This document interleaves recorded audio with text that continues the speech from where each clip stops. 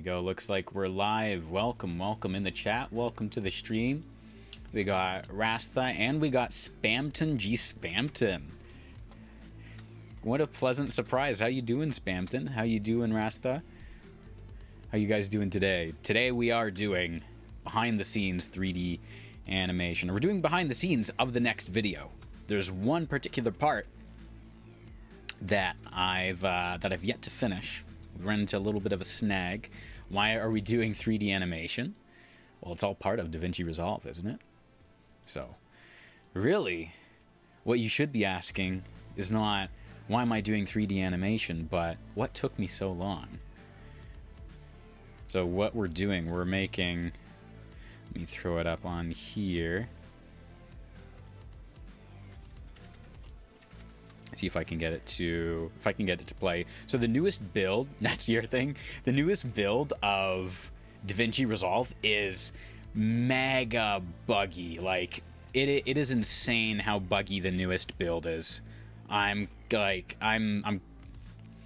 not mad. I'm just disappointed. I've had some like weird bugs with it.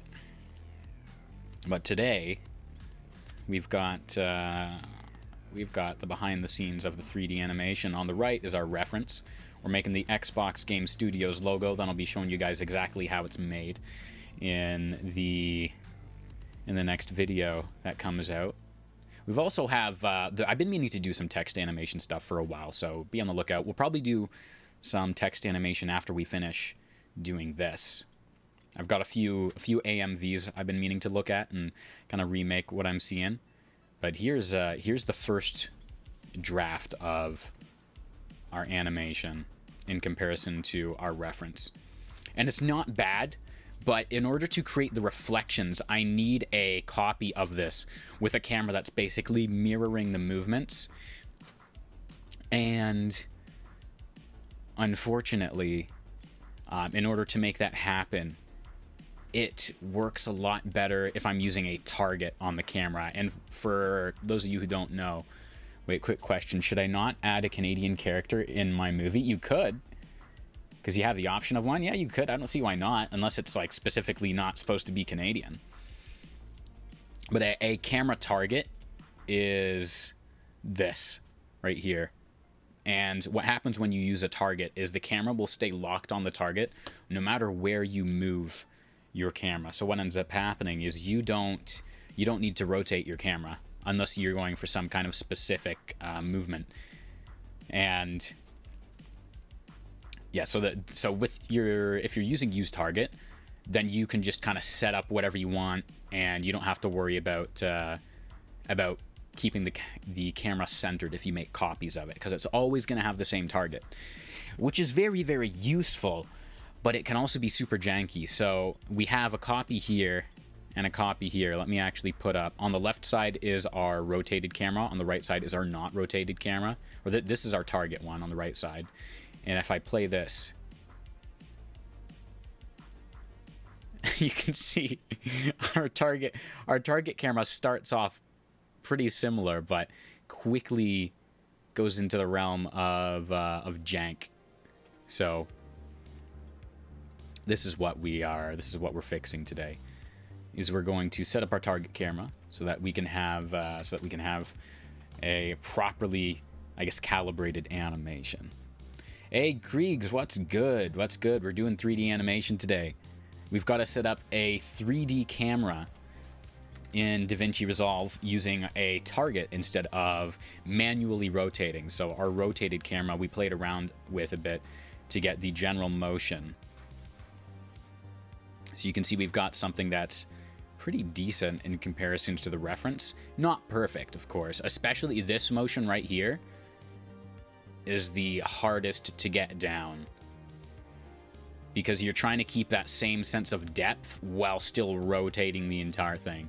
So not perfect, but it's okay. And then of course I realized after doing this that, oh, I need a reflection or a mirrored version of it, which doesn't, well, essentially what it would mean is that I would need to get an entirely separate 3D camera and remap out the entire thing. So instead what we're doing is we're going to use a camera that uses target instead of a camera that doesn't. And then we can just make a copy of the camera afterwards. And we can change these settings right here to be essentially negative so that it will end up mirroring what our original camera is doing. So I've got here a little marker dot and a little marker dot on here. I don't need this color corrector. And basically what we're doing is we're going to try and mirror this movement that we have right here. And you can see it's a little janky already using the target. Hey, Damien. What are you doing, man? Good to have you. Good to have you. Rasta, yeah, you're doing Blender things in DaVinci Resolve. We absolutely are. Well, DaVinci is also like the main compositing tool in Hollywood. Like you do usually 3D compositing in DaVinci Resolve. You can do 3D animation in it as well, which a lot of people will do like motion graphics, or if you've ever seen like those explainer type videos, right? Some people will use After Effects. A lot of people don't know that you can use DaVinci Resolve. Hey, that's my thing, says Spamton. Spamton, I'm sorry, dude. I'm stealing your thing here. I think what we're gonna do first is we're gonna see if we can match this one. Let me turn the color corrector off. Actually, you know what? We'll reverse these. I'll put this one here, and I'll put, so this one is our target camera. This one is our original rotated camera, and I'm gonna see if I can match this one up to this one first.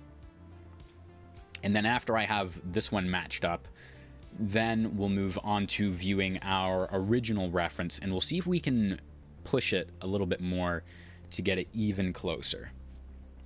It's still cool though. Yeah, I've been meaning to get into Blender. We'll probably get into Blender. We'll get into Blender one day, Spamton. I actually have a Blender course. I went out and I bought a Blender course so that I could actually learn Blender. But I haven't gone through it. There's so much, man. There's so much that you can learn in Blender. And it looks like, okay, so I believe, okay, so our dark version is, let's see. So our dark version that we have right here, this is our target camera. This is our reference camera that we're using, which is over here. So what we're going to try and do is match our green dot up, or basically match this one onto here. So maybe I should throw this one up. All right. No, don't steal my job, Spamton. No promises, man. No promises. Tell you what. How about we work on we'll work on a project together. How's that sound? All right, here I think is the first position where we're kind of moving off target. So I think I want to match this up here. Move this kind of into here. There we go, something like that. And here's the thing. So in the spline editor over here, the problem that I'm going to have to sort out is that, like, we've got all our keyframes and stuff, right? So we've got all these. You can see here, these are not smoothed out. If I hit S, now these are smoothed out. Problem is right now they're not, and it's not going to pay to smooth those out until I have basically all my positions sorted. And the reason it's not going to pay out until I have all my positions sorted is because I'm going to, once I smooth one of them out, the slight difference in the value change is going to make it sway probably slightly off center from another position. So basically it's kind of like if you're loading up a truck, right? And you're using a bunch of zip ties or a bunch of straps. You need to strap everything down first before you start adjusting anything to make sure that the entire thing doesn't just fly off when you're driving.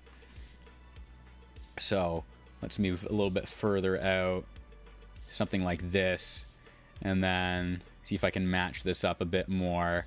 Move this down. kind of like that. And then I think right now we'll just do like these basic keyframes that I have here. These ones that are kind of already lined up. And then after that, we'll move on kind of to whatever else I can sort out. So I'm going to move this up a little bit. Move this in. Move this. Maybe rotate a little bit. Kind of like that. That's pretty darn close. Spamton G Spamton, can you say me I can follow you? Dude, your lighting compared to Lambda's is jarringly different. Yes. My lighting compared to Lambda's is jarringly different. Lambda doesn't have proper lighting.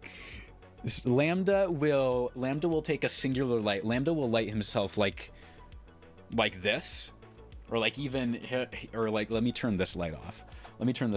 Lambda will light himself. Picture just like a light right in my face. That's how Lambda will light himself. Or he's completely dark in the background, and then he's light just on his face. He doesn't do lighting at all. Yeah, you could do some client work. A try not to laugh video. Ooh, I do like a good try not to laugh video. You're probably gonna end up laughing a lot yourself. That's the thing about working on those. I have a buddy who he was asking me.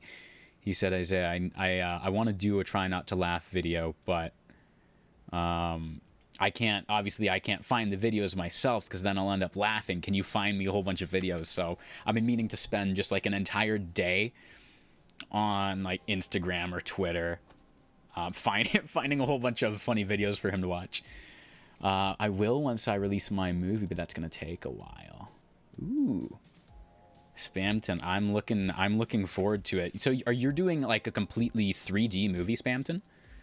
Like all like completely 3D animated? Because that's pretty dope. I have such a respect for animators.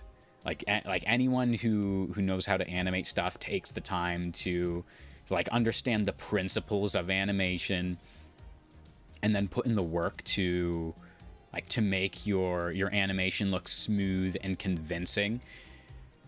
There's like so much respect because the amount of time that you have to dedicate, the struggles that you overcome, and the lessons that you learn, usually the hard way, to be able to 3D animate something that looks really good it's an incredible feat.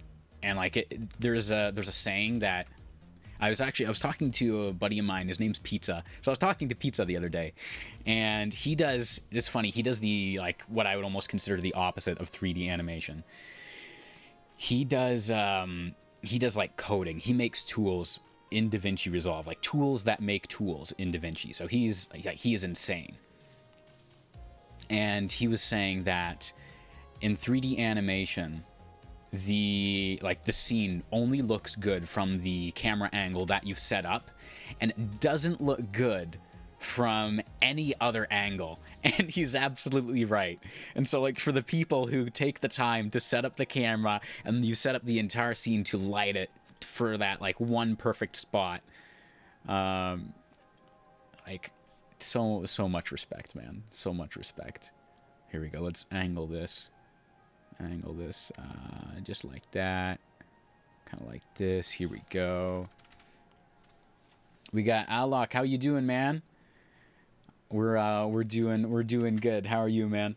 We're doing 3D stuff in Resolve today. We're doing 3D animation, and we're using a target camera instead of the normal camera. So I already had a reference, and then I set up a camera. Now I need to adjust everything so it'll all kind of match up with this one. This is our camera that uses its own rotation instead of having just a target.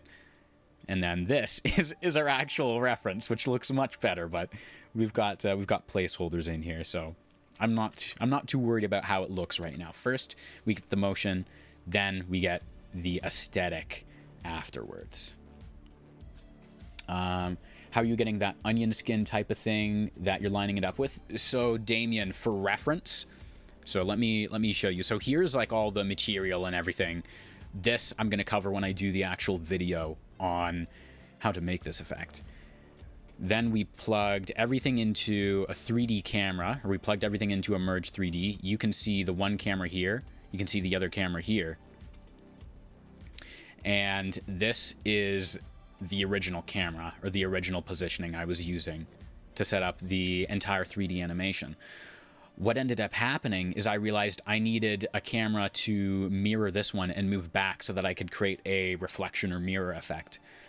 But when you use a camera that is not, it doesn't have just a target that it follows, kind of like this one has a target where it's just going to follow one point no matter what.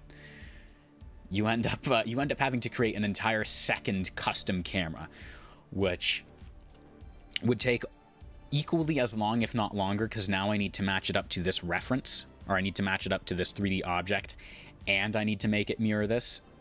So what works a lot better, or what's a lot faster in this situation, is simply to take a target camera, and then you create a copy of it. And because the target is always going to follow exactly where it needs to be, you can change the positioning to be the exact opposite, so it will end up mirroring. And you guys will actually get to see what this looks like. Hopefully by the time this is done. So, or by the end of the stream, maybe partway through the end of the stream, because once we have this figured out, I'm thinking we do a little bit of AMV work. There's a lot of creators right now in the AMV space, so I'm thinking it might be a little fun to pull up a couple like animated, or a couple like music videos that have. Let's move this. Let's see, which way are we moving this? Here's our S, or here's like the end here. How do I want this to move across? Let's see. It looks like I might actually have to rotate from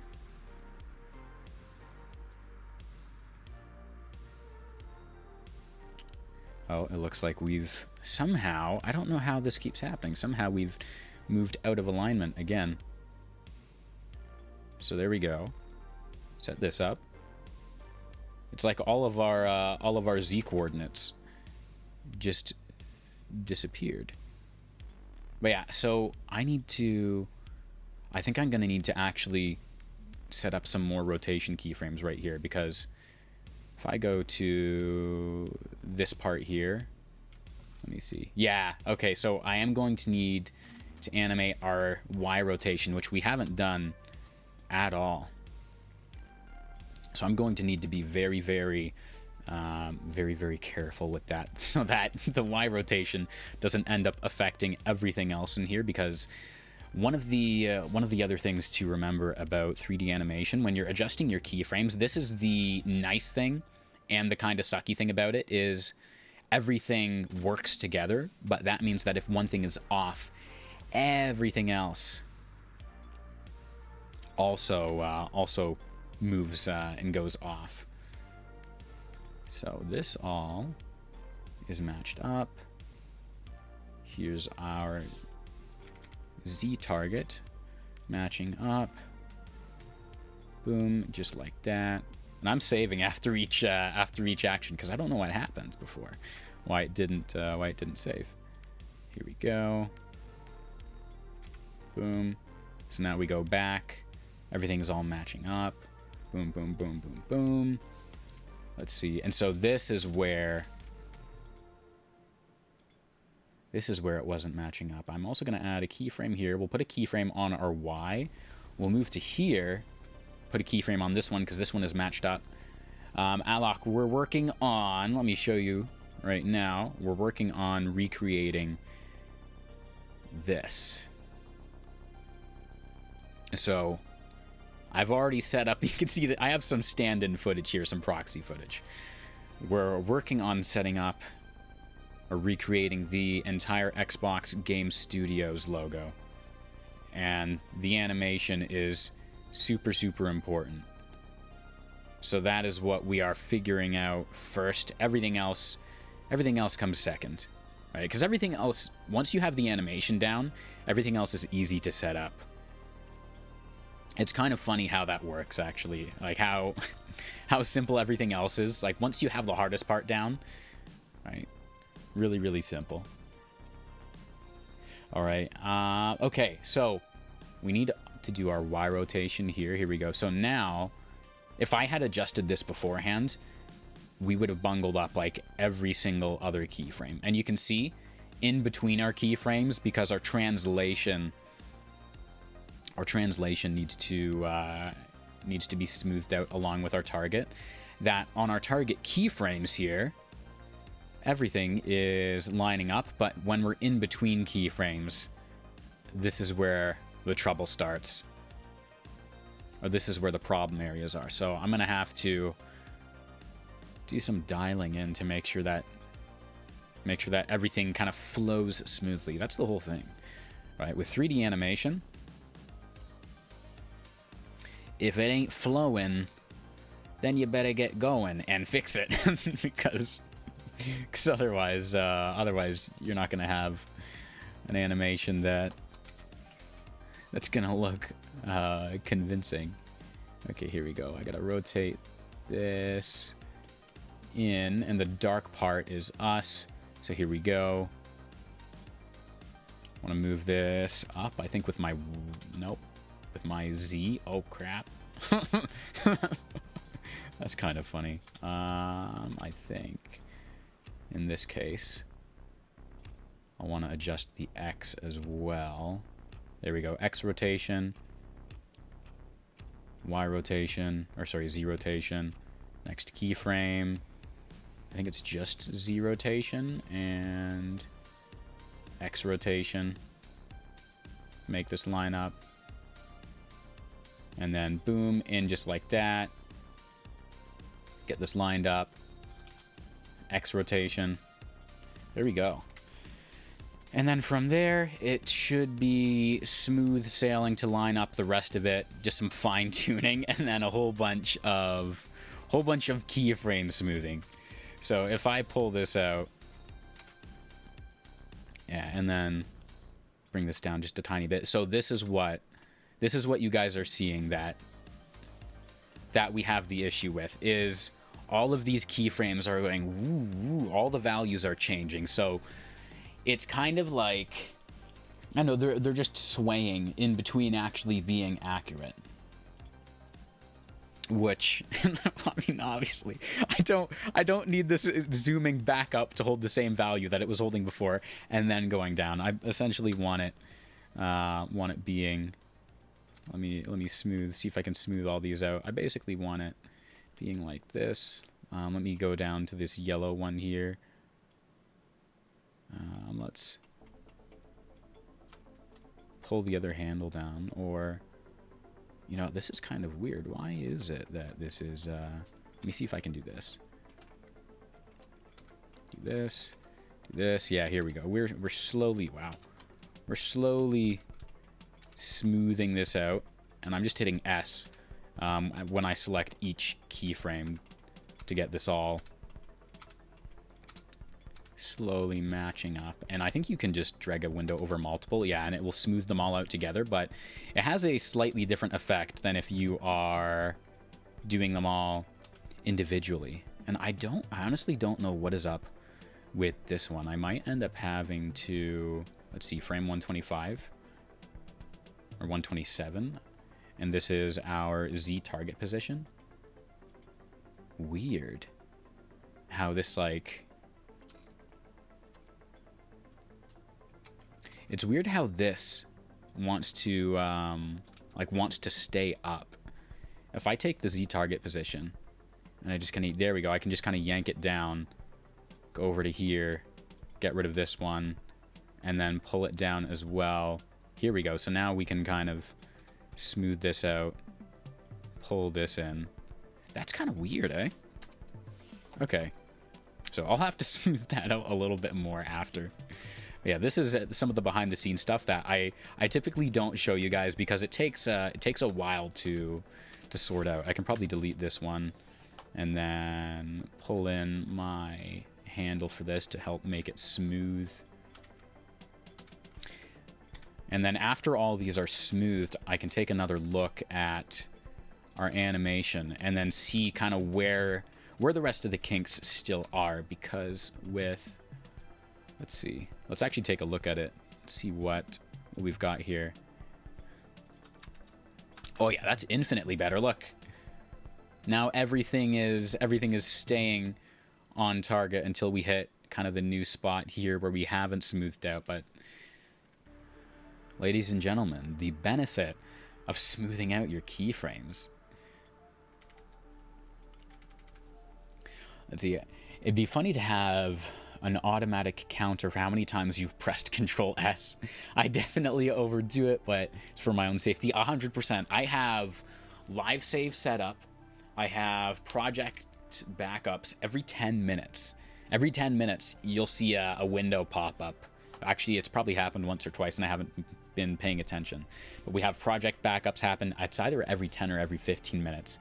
And then I have Control S. Yeah, there you go. You just saw it. And I have Control S bound as a single key on my keyboard because you never forget the pain of Resolve crashing and losing all your work. I had a couple weeks ago a project I'd been working on, and I had an issue with a corrupted fusion profile in here. What ended up happening is none of my work got saved past 6 p.m. of the evening, and so I woke up the next morning and all of my work after 6 p.m. had like completely disappeared. It's like wild. Like I was blown away. I had figured out what the issues were so I could remake it, but I felt the pain. I was like, oh, I'd saved all my work and everything too. I remember, kids, when you have a problem with stuff related to 3D animation, just fix it and add more keyframes. No, Spampton, no more keyframes for you. We only want some keyframes. We don't want all the keyframes.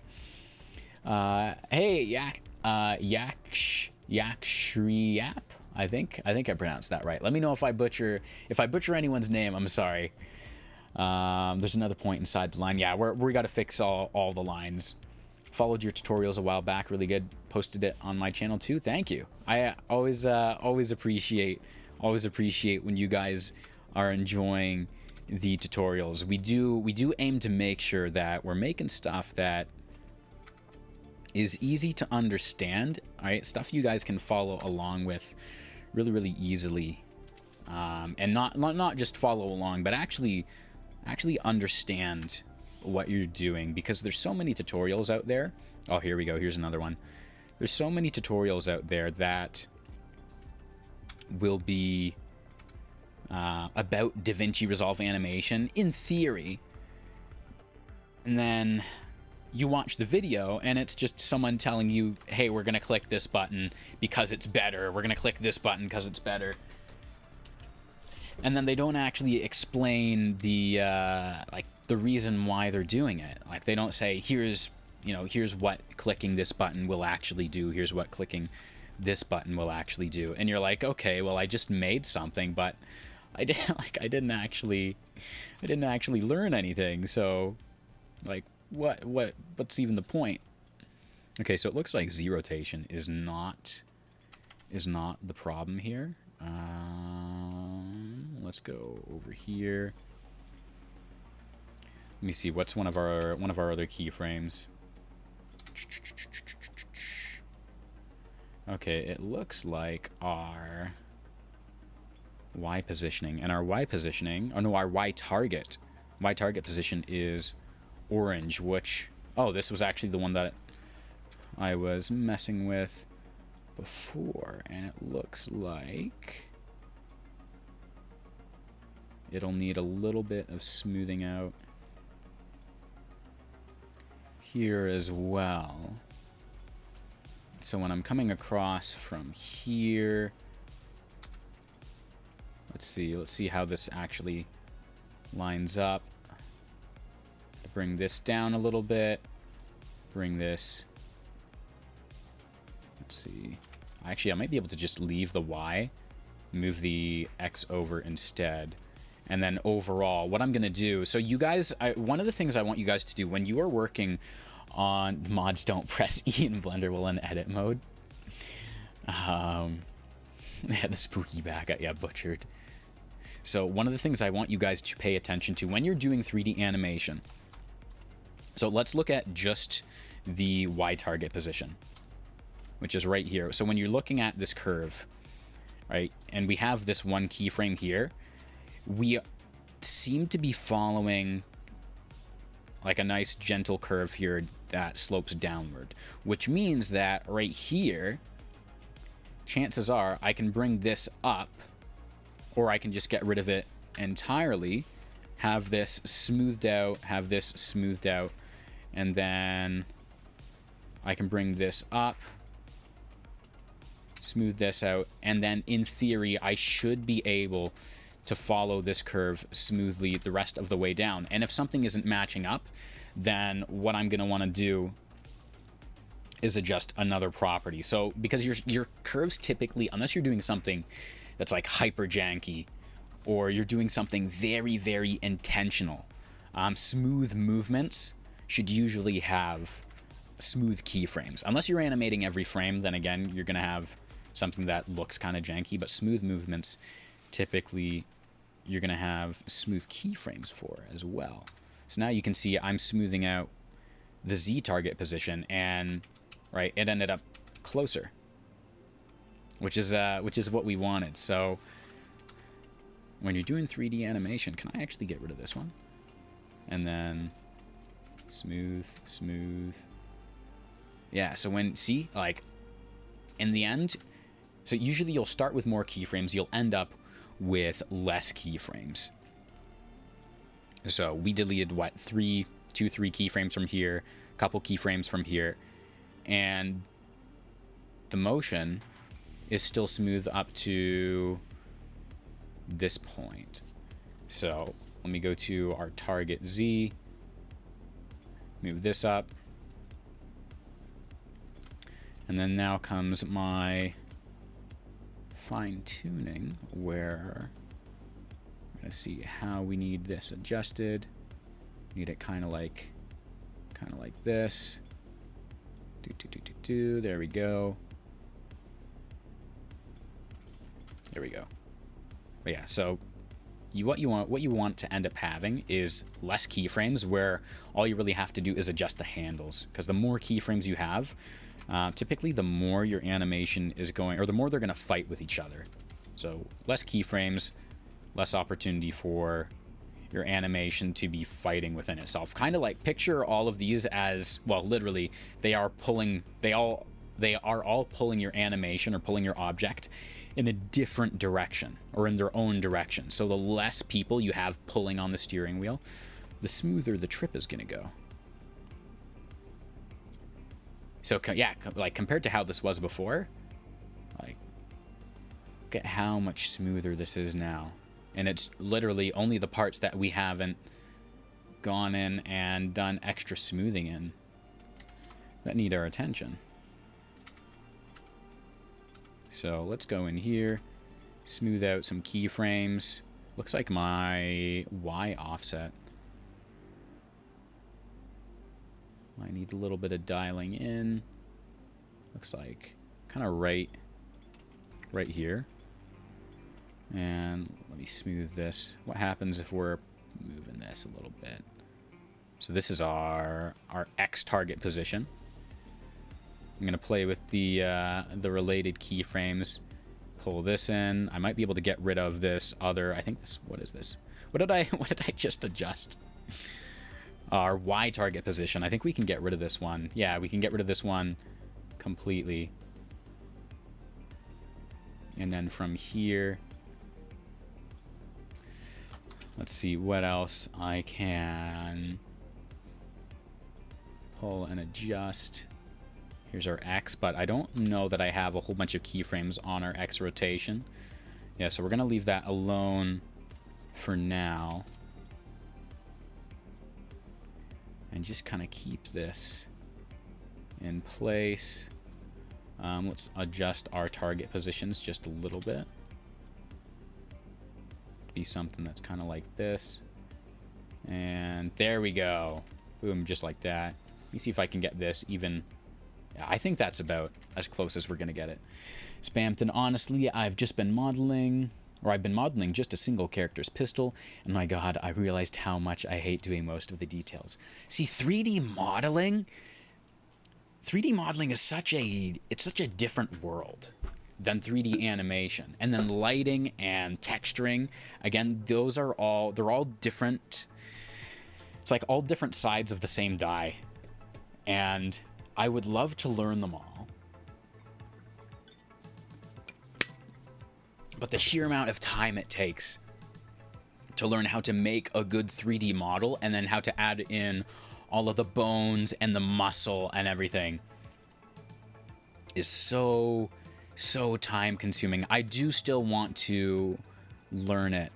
I do still want to learn it one day, because I do want to get into animation, into 3D animation for like short films, and then eventually actually like release a TV series or something. Like that would be incredible. Let me see, how's this gonna affect everything? Not by much, so it's probably not our X. Let's see, it might be the Y or the Z here. It's not the Z. So, let's see, maybe our Z rotation? No, it might be this then. Let's see. Yeah. Here we go. And this is our Y target position. So now we're coming out from here. Let's see if we can get this lined up a little bit more. A little bit more in, kind of like that. So the movement is still good. Still nice and smooth, just like that. Once we get rid of the reference, we're going to see, like once we get rid of the overlay, we'll see if we need any other additional adjustments, but we're looking pretty good. Yeah, I've been waiting to get into the 3D space for animation for a while, just because I know it's going to be such a huge undertaking. I think I'm going to need to adjust this a little bit more. But I kind of like where this is, so maybe we'll move to do the offset instead. Let me see. Kind of like that. Kind of like that as well. Here we go. Yeah. Turns out, I think that's what it was. Just keep this smoothed out. Keep that smoothed out. Keep this smoothed out.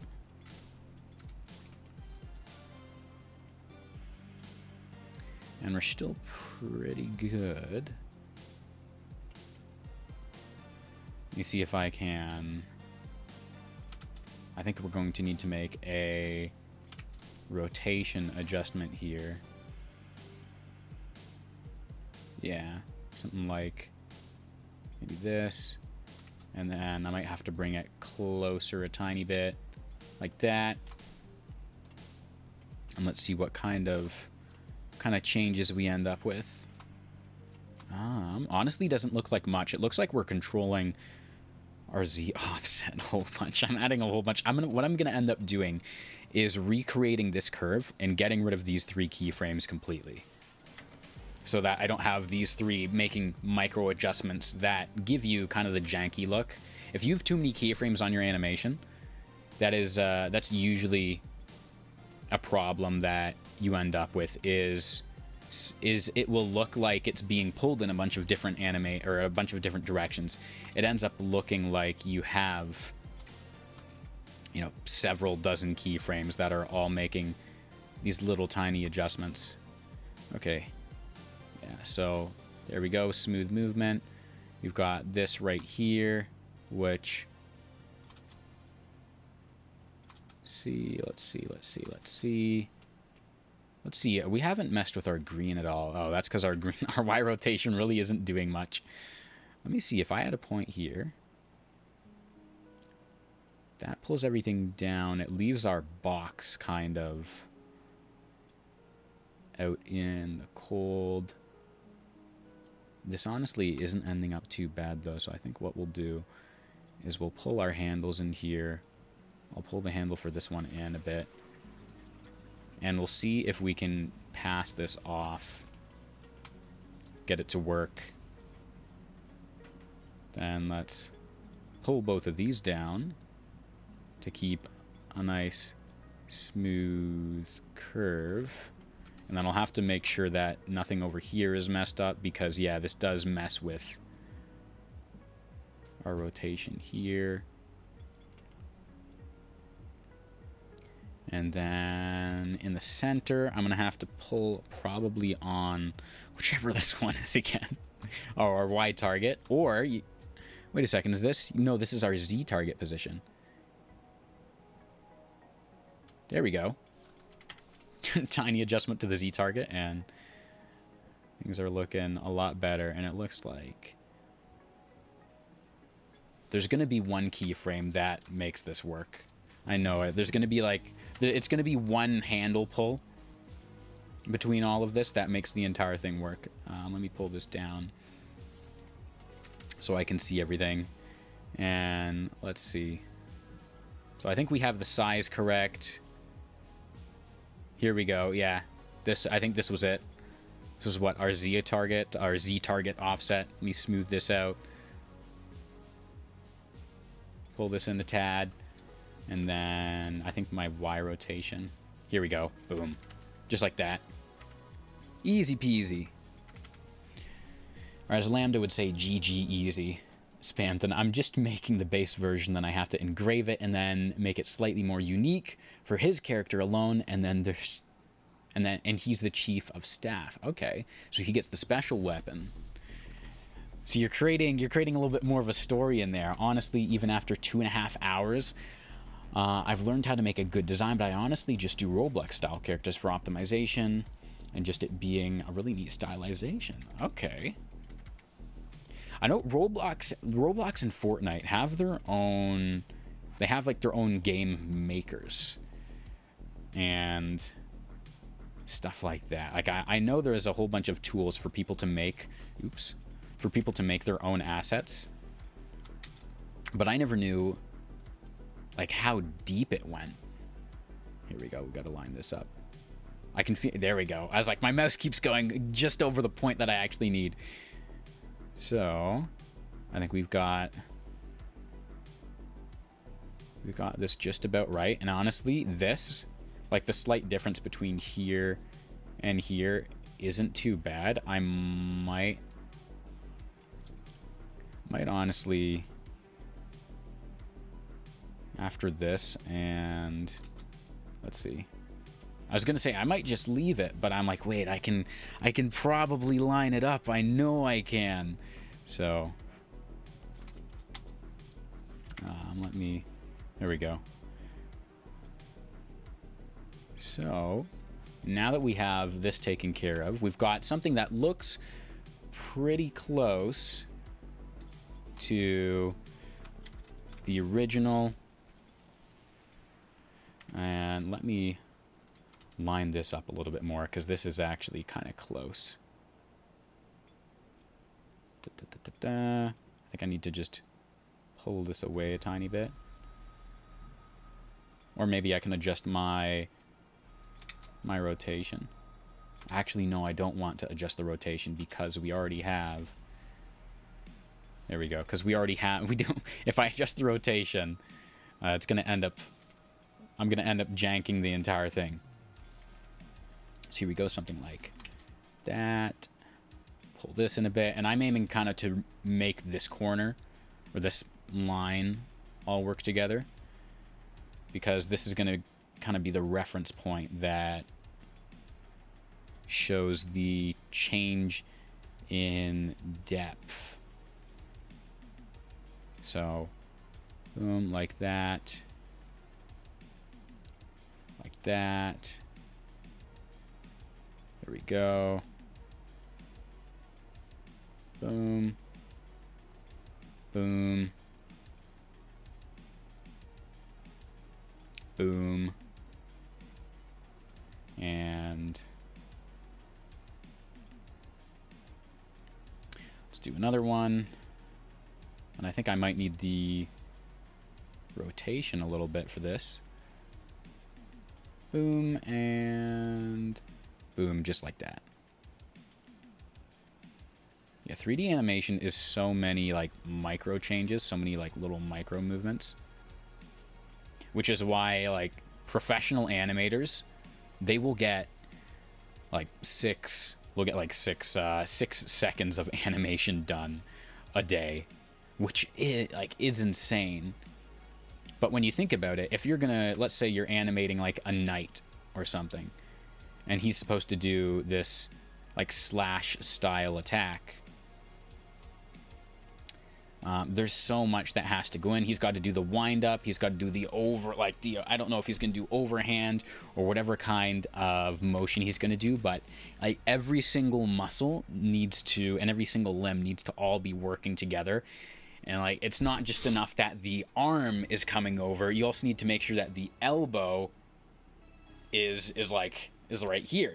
You need to make sure that it's not like in like this and he's slashing like this, or that it's not like that and he's slashing like that, because otherwise you're gonna end up with a knight who can swing a sword but he looks really goofy doing it. So like that's why I have so much, or that's one of the reasons I have so much respect for it, because the attention to detail and knowing how humans actually move. I tried to do a walk cycle once, which, for anyone who doesn't know, a walk cycle in 3D animation is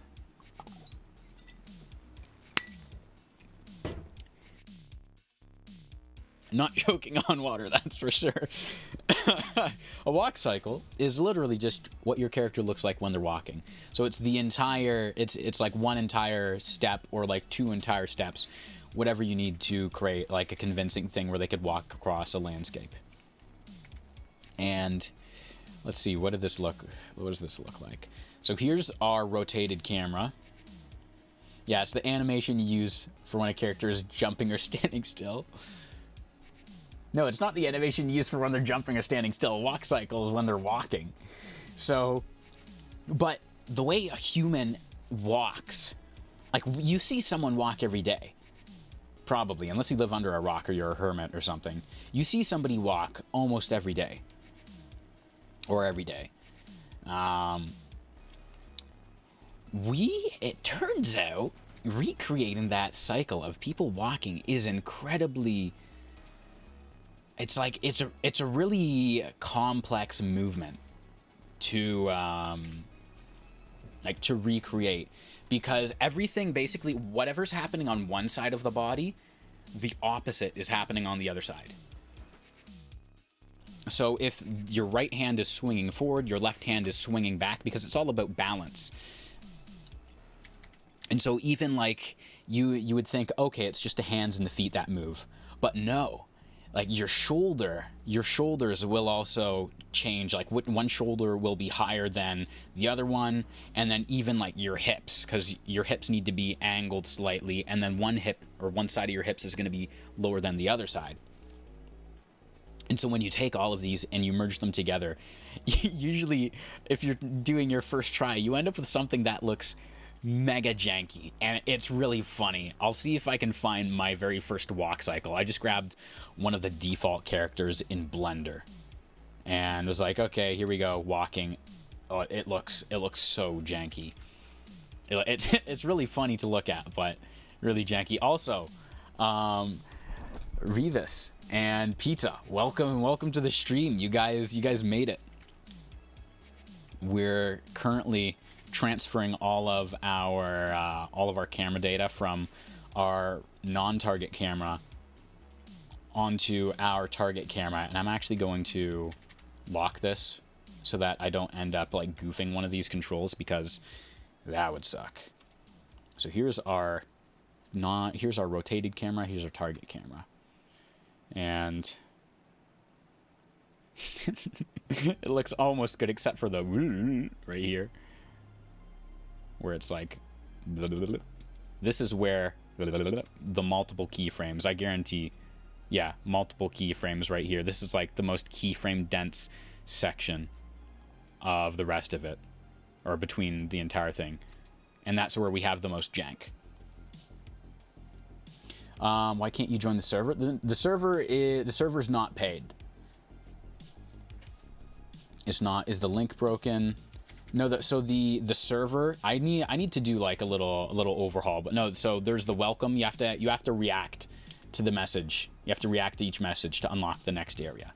It's just it's a thing so that to keep like bots and stuff. Make sure that people like understand what the server's about. Make sure they can navigate. I need to make some changes so that I think what I'll do.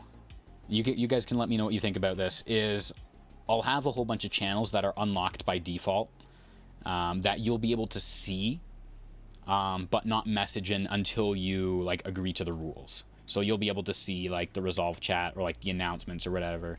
So you can see, oh yeah, I'm in the right place. I just have to like hit the welcome message or like pass the "Are you a bot?" test. So let me watch this one through. Yeah, we've got the basic idea down. Now that we've got the basics down or the basic motion, now I can throw up the actual reference, and I can start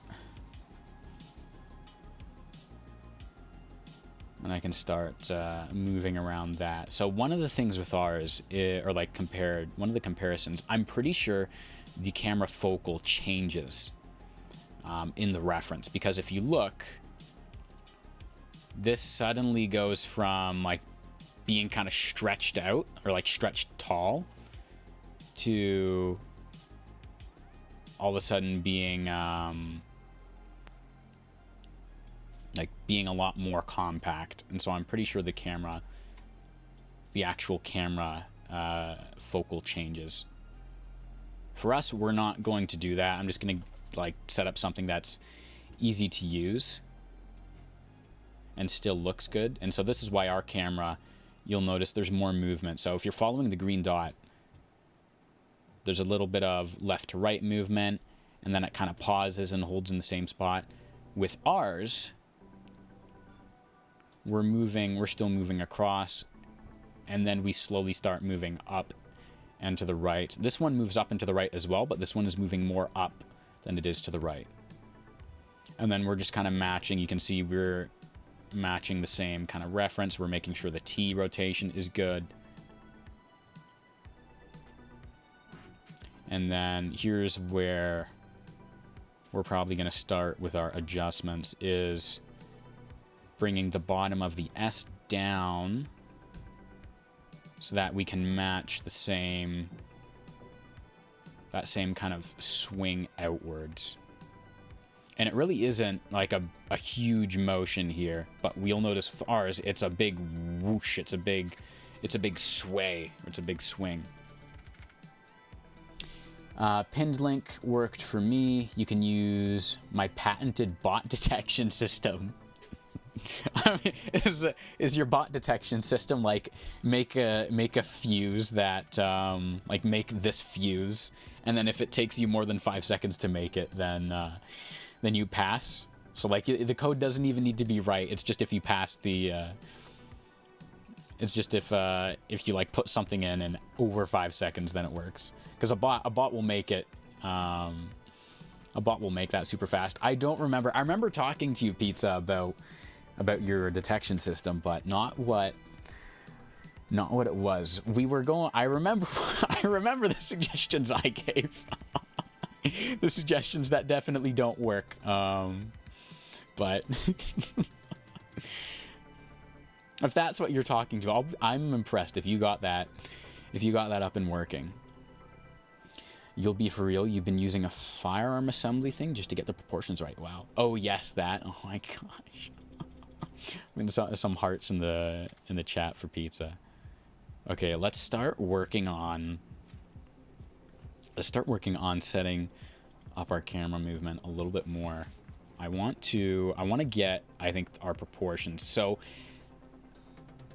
all right, for all my 3D animation people here, you know that as soon as I make a change to the position of this keyframe, I am going to have to adjust all the keyframes moving forward to keep it looking smooth.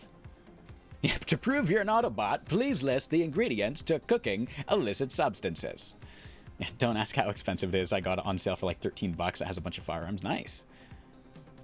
Dude, the like 3D asset sales, I have access to a whole bunch of like 3D assets. I've got like a couple hundred or a couple thousand or something. And it's one of those things where like the deal is that we've all been here.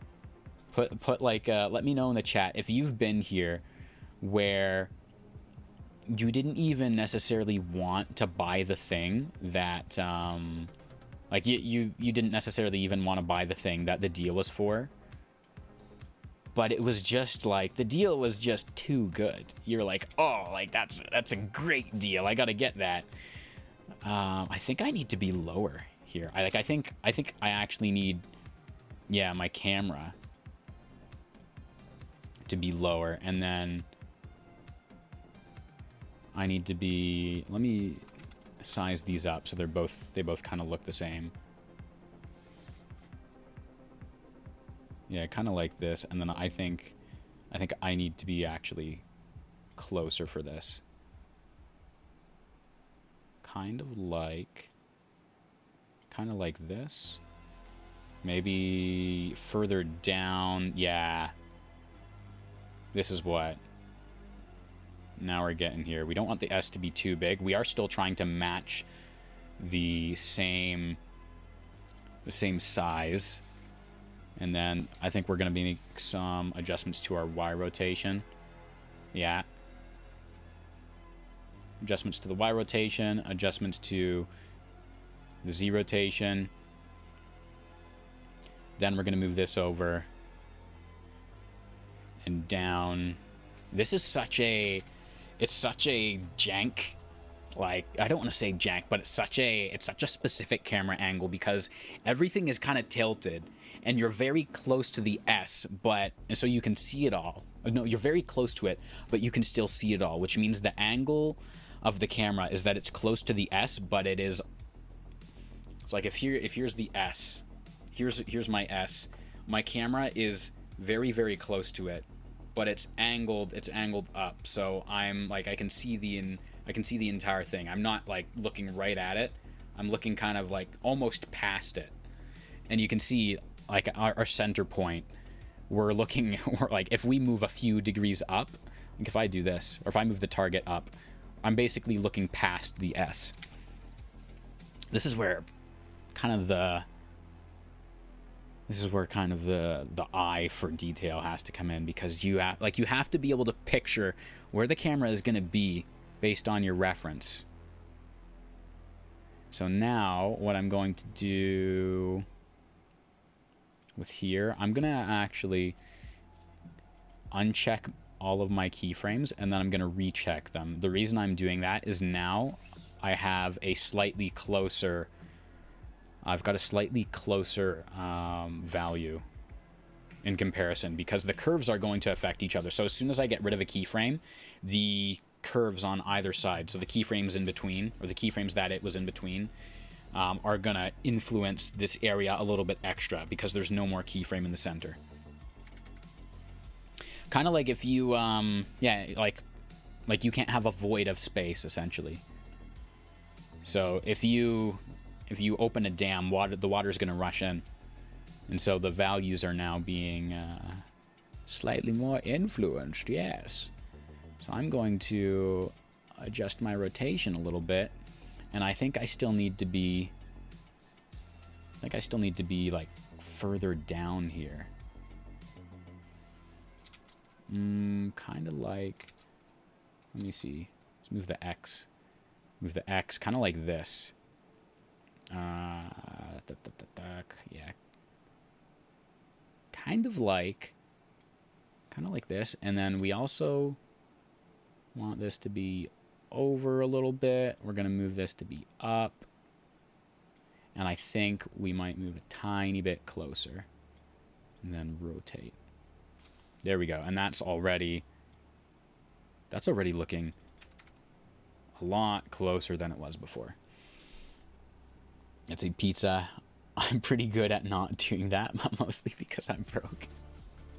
Dude, I've been there. But it's like, it'll be an asset pack of like 700 plus things, and it'll say, oh, here's a nature pack, here's a cyberpunk pack, and it will be houses, objects, icons, and you'll get access to all these different things. Sometimes it'll be like 20 maps and all of the objects that are included with the maps, and you're like, oh, it's like you're like, oh, this is so good. But you're like, I'm never gonna use it. It just looks really cool, and it's like it's $7 or it's $5. Like, come on, man. Okay. Let me uncheck.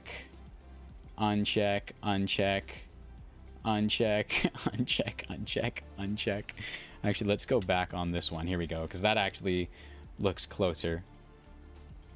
And then recheck everything, because our center dot needs to come down a little bit. I like where the positioning of the bottom is. The T is still close to the outside, the E also.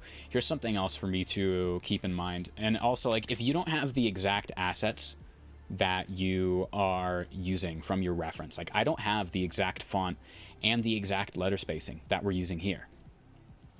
And I don't know the exact focal length that's being used. So all I can do is match it up, and if it's not exact, that's okay. Right? All I'm doing is trying to get this as close as I can. But if you're animating something and you can't get your values to be, you know, perfect, right? It's no sweat, no harm, no foul. Now, if you do have the exact assets somehow, and you do know the exact settings, then it's almost like a no-brainer for making it. Also, let me see, where's my S text? This should be like, not this, I should have, I think this, yeah, slightly further down. There we go. So now, here we go. I can actually see this a little bit, can actually see this better. Pull my extrude down. There we go. And for those of you wondering how everything went all together, we have the magical thing is called expressions, so that everything is adjusted based on a ratio. So I have different settings set up, like, oh, like you can see right here, this is like take -2 and divide it by -1, but add this thing or subtract this thing. We'll do a video on expressions one day, but that's a whole other topic. We have Control-J on Blender. What is Control-J? Oh, just joins stuff together. Interesting. You know what? I can see the benefit in Control-J. But I imagine Control-J in Blender is wildly different than like parenting stuff using nodes in Fusion. Because when you parent stuff, that's when you're parenting nodes, or if you're joining nodes in Fusion, or you're trying to get them to play off of each other, normally it's going to be the same values, like, but there's going to be an offset. So like if let's say like all my text is animated to move by itself, and I'm like, oh, I want this one to move the same way this one does, it's still going to keep its offset. It's not going to be like joined together. It's not one, it doesn't become one node, right? I don't join two nodes together to become one node, but I can get them to kind of work together. So when this part squishes down, I can get that part to squish down, which is exactly what happens. And you can see like everything all squishing down. And it's like, so this one is squishing down just like that one. And they all do it together through the power of math. Power of math. Were you guys good at math in grade school or in high school? Because I feel like a lot of people who are into creative stuff, they're into art or content, like hated math, or like like you weren't good at math in high school, which is kind of weird. You was until you became bored. I became bored, and that was the day I read I counted every single number, and from then on out, I knew every formula. I knew the a squared plus b squared equals c squared, and I used it every day of my life. I'm gonna need to adjust this. Look at how much this stretches over. It was slowly matching things up. I think we're gonna start, maybe start here. This one's pretty close, and I think I'm going to need to rotate, because we're looking at a bit more of a, yeah, we're looking kind of more from the left side towards the right side. So maybe instead of the rotation, yeah, I can just move over. I should be using more just the movement controls instead of the rotation controls, because the rotation controls they're going to affect the target in ways that I don't necessarily want them to, which is, that's typically why like with target, it's a very different experience, because you almost like, realistically, if you're using target and transform, unless you need something to be jankily angled like this is kind of on a slant, you typically don't want to use your rotation, because it'll add extra movement onto your target, and so it can kind of like offset your target control. So I think I need to move even further over, and then the reference that I'm using right now is where the T is. The T is almost in the center. So have this be kind of like here. See if I can keep the end of the B, which again, this isn't going to be perfect, but see if I can keep all of those.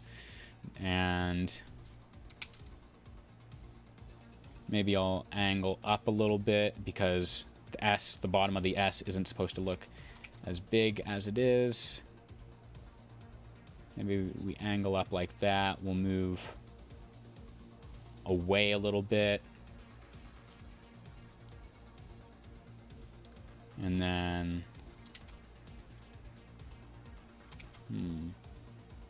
let's see, maybe something like that. Don't want to change the rotation, just the target.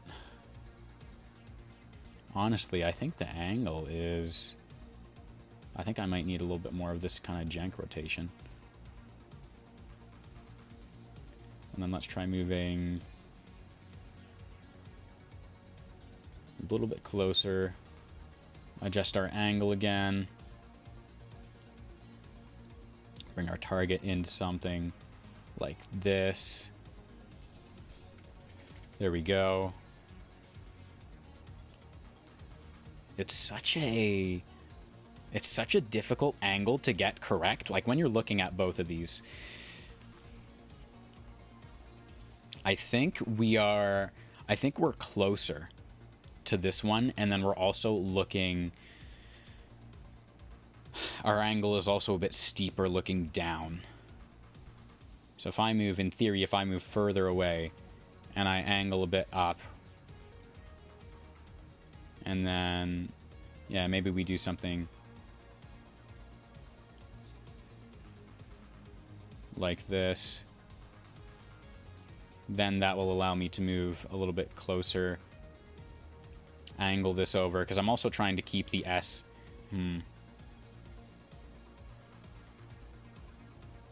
Yeah, it looks like I might have to do something like this instead, where we are looking a little bit more further to the right to keep also the S and the T overlaid on each other, and also keep our text here in line. It also, we can also see we've got our E in view, but I think that's because our camera focal is slightly different. Let's see, just join stuff together, especially when it helps me when building guns, because I need to have tiny little details like the primer in on it, or parts on the slide. You're never going to use calculus in Blender. You might. Honestly, like the geometry nodes, for anyone who uses Blender, you know what... Maybe you don't know what geometry nodes are. Do you know what geometry nodes are? Geometry nodes is kind of like Fusion. It's like having Fusion in Blender. You can like make procedurally generated things like fire and lava, like really quick, really quick. I'm about to give you guys, I'm getting sidetracked here, but you know, fuck it. We're making lava. We're making lava, guys. We're gonna make an image plane. We're gonna do this. Here's our image plane 3D. There's our fast noise. I'm about to teach you guys something crazy. Let's make our image plane massive really quick. Do something like that. I'm going to disconnect. There we go. From there, make it kind of square-ish, like a 7.5. And then let's rotate it on, oops, let's rotate it on the X, I think, for 90. Yeah, do negative 90 degrees. And then for the fast noise, let's do a gradient, and we'll do like a deep red. And then over here, we'll do like a very bright yellow. And then in between, we'll want like some red like this. We'll want orange. Yeah, now we're getting somewhere. Then we'll throw yellow in there. We'll want like some dark spots too. So let me get some parts that are like almost black in there. And then over here, we're gonna want some parts that are more or less like completely white. So then we can add a little bit more detail, a little bit more scale, a little bit more contrast. There we go. Now we're getting somewhere. We'll add in a little bit of seethe rate. So there's our lava texture now. Maybe, you know what, let's add in an expression as well. So I'm gonna do time, and then we'll do multiplied by 0.001, and then let's take the same thing, paste it in here, but we'll do 0.002. So now this is moving, right? So now we've got moving lava. I'm gonna adjust that so it's more like this. Then we're gonna let's get rid of the displace. So we're gonna do a displace 3D, plug this into here, and then we'll do a fast noise, plug that in, and yeah, we'll do that. Let's do our height, something like this, do our bias, bring the scale, and then let me throw this in here. Now I'm gonna want, I don't think I'm gonna want this as high as possible, but I am gonna want to bring the scale into like something absolutely insane, like 1000. Or I think I should be able to create a height map. Let's do, create. We're gonna do create bump map, and then I think we can do this, And we can use the luminance height scale. There we go. And what is this going to do? That's going to clamp our normals. Blah, blah, blah, blah, blah, blah, blah. Mess around with the texture a little bit. Oops. Let's go over here. Perfect. And then with our displace 3D, bring my scale down ever so slightly.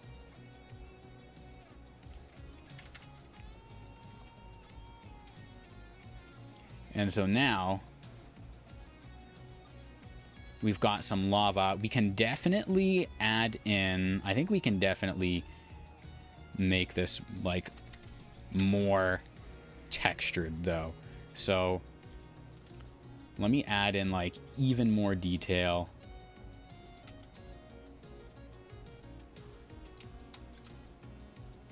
And then let's bring the seethe rate down a little bit. We'll add an extra 0 for, oh no, wait, I don't need, do I need this? Let's see, let's give this a test. But basically, now we've created some really cool lava. And I think, let me see filter size. If I change this to 5, what's that gonna do? Here we go. Now, here's the really cool part. Let's add in a point light. Yo, what's good, Armen? Why did you make me see blue? What do you mean? Let's do point light. Merge this over top. We'll also add in an ambient light. Boom. So then we'll do a render 3D. We'll add a camera 3D. We're going to throw all these together. Boom, boom, boom. Just like that. Enable lighting. Enable shadows. I'm going to change this to like hardware renderer. Blah, blah, blah, blah, blah. We've got everything set up here. Camera. We're going to use our camera 3D. Now, let me take my camera here and put this to -90. Actually, you know what? Let's do like a little, we'll do like a little cool sequence here of like going through the lava. So let me bring this down. Kind of like that. What does this look like now? Yeah, kind of like that. I'll bring it a little bit higher up. And then if I can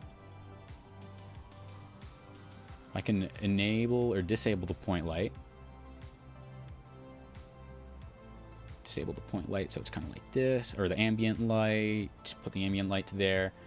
Bring the point light so that the point light transform is going to follow the camera. So I'm going to add expressions onto each one of these.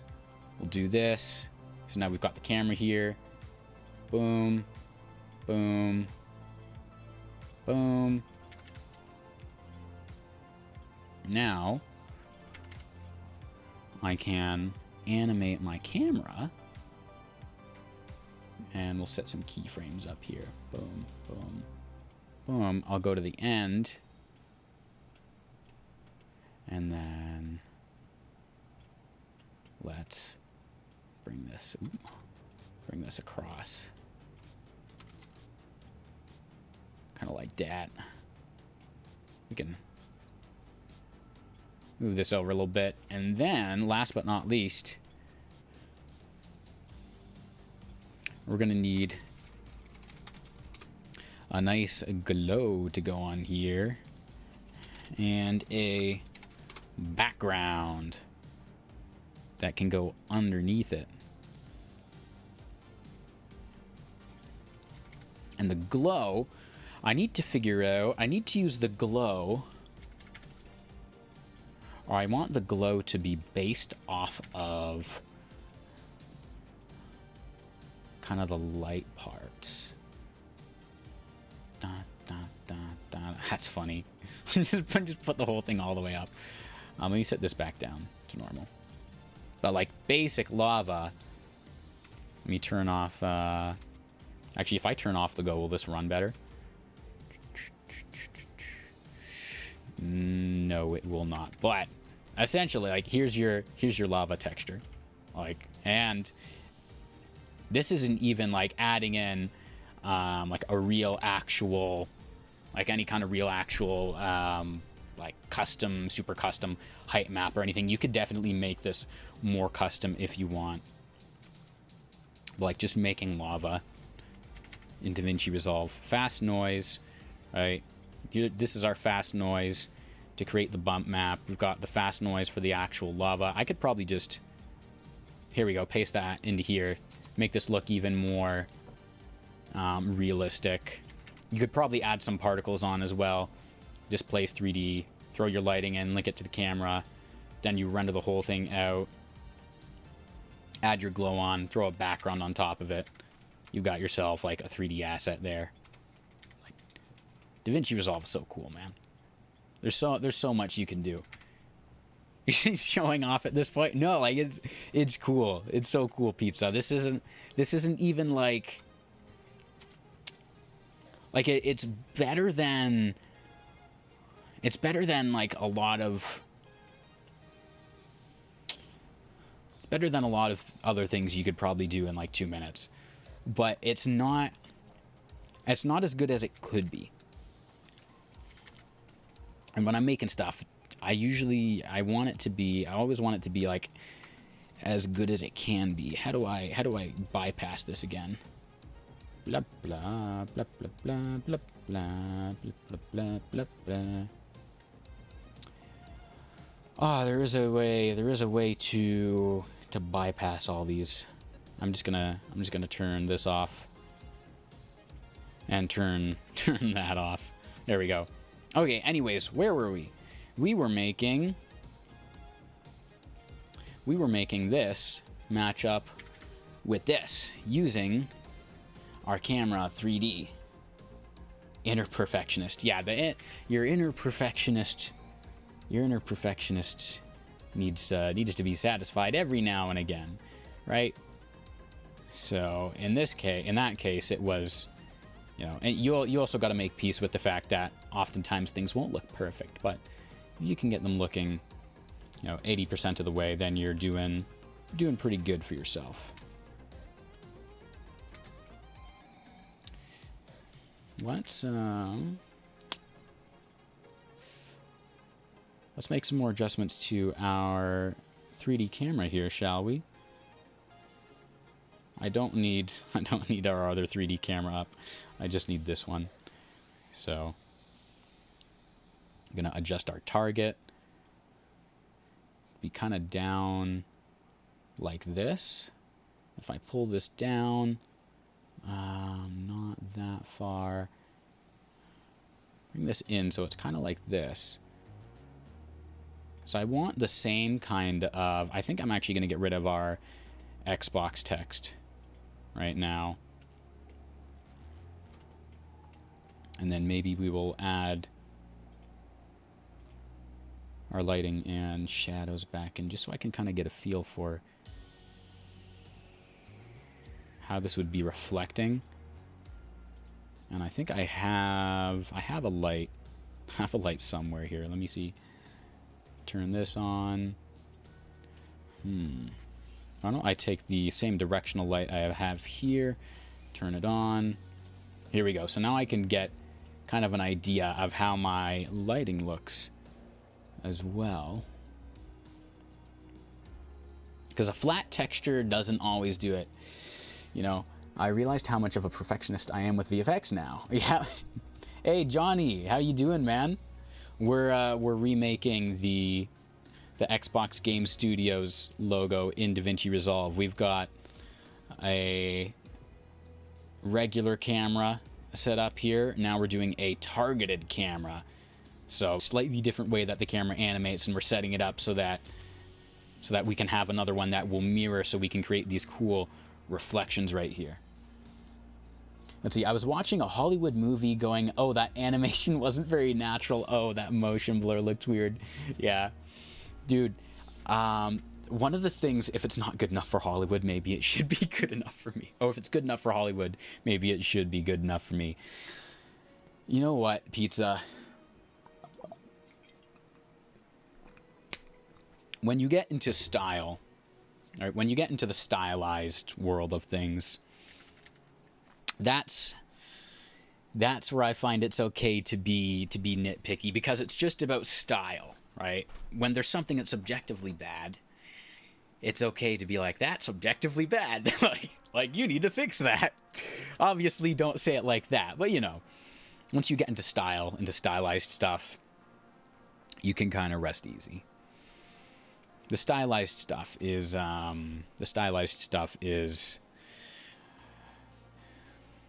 just, well, it's just that. It's more subjective. Did I create the graphic on the left viewer? No, unfortunately not. The graphic on the right viewer, I've got some stand-in footage and a basic texture. Right now we're just creating the animation. We're mimicking the animation that we have on the left. This animation is Mojang and Microsoft's official Xbox Game Studios animation. If I go into here and I show you guys directly what this is Mojang's official animation, and I don't know how much of this I can actually show like smooth all the way through without getting copy struck, so we're just gonna kind of do this so that it doesn't. And here's something else. So I want you guys to pay very close attention to right here. So notice, let's look at the reflections and the O for a moment. You see right here, you slowly gain more texture, and we gain these different reflections. I'm pretty sure what's actually going on is we're doing a crossfade between either two different animations, and it's just faded really, really well, because all the footage goes away too. You'll notice, like, the footage just disappears. And yeah, actually it might be because you've got kind of the outline right here of like another G, and then it just fades in, and then like the footage is gone. So it might be a merge or like a fade between two different things, or they just faded out the background, pulled the footage away, and then added in another light, because it looks pretty clean the way that they did it. So let me merge this back together, throw that back up in there. Yeah, so what I'm gonna do is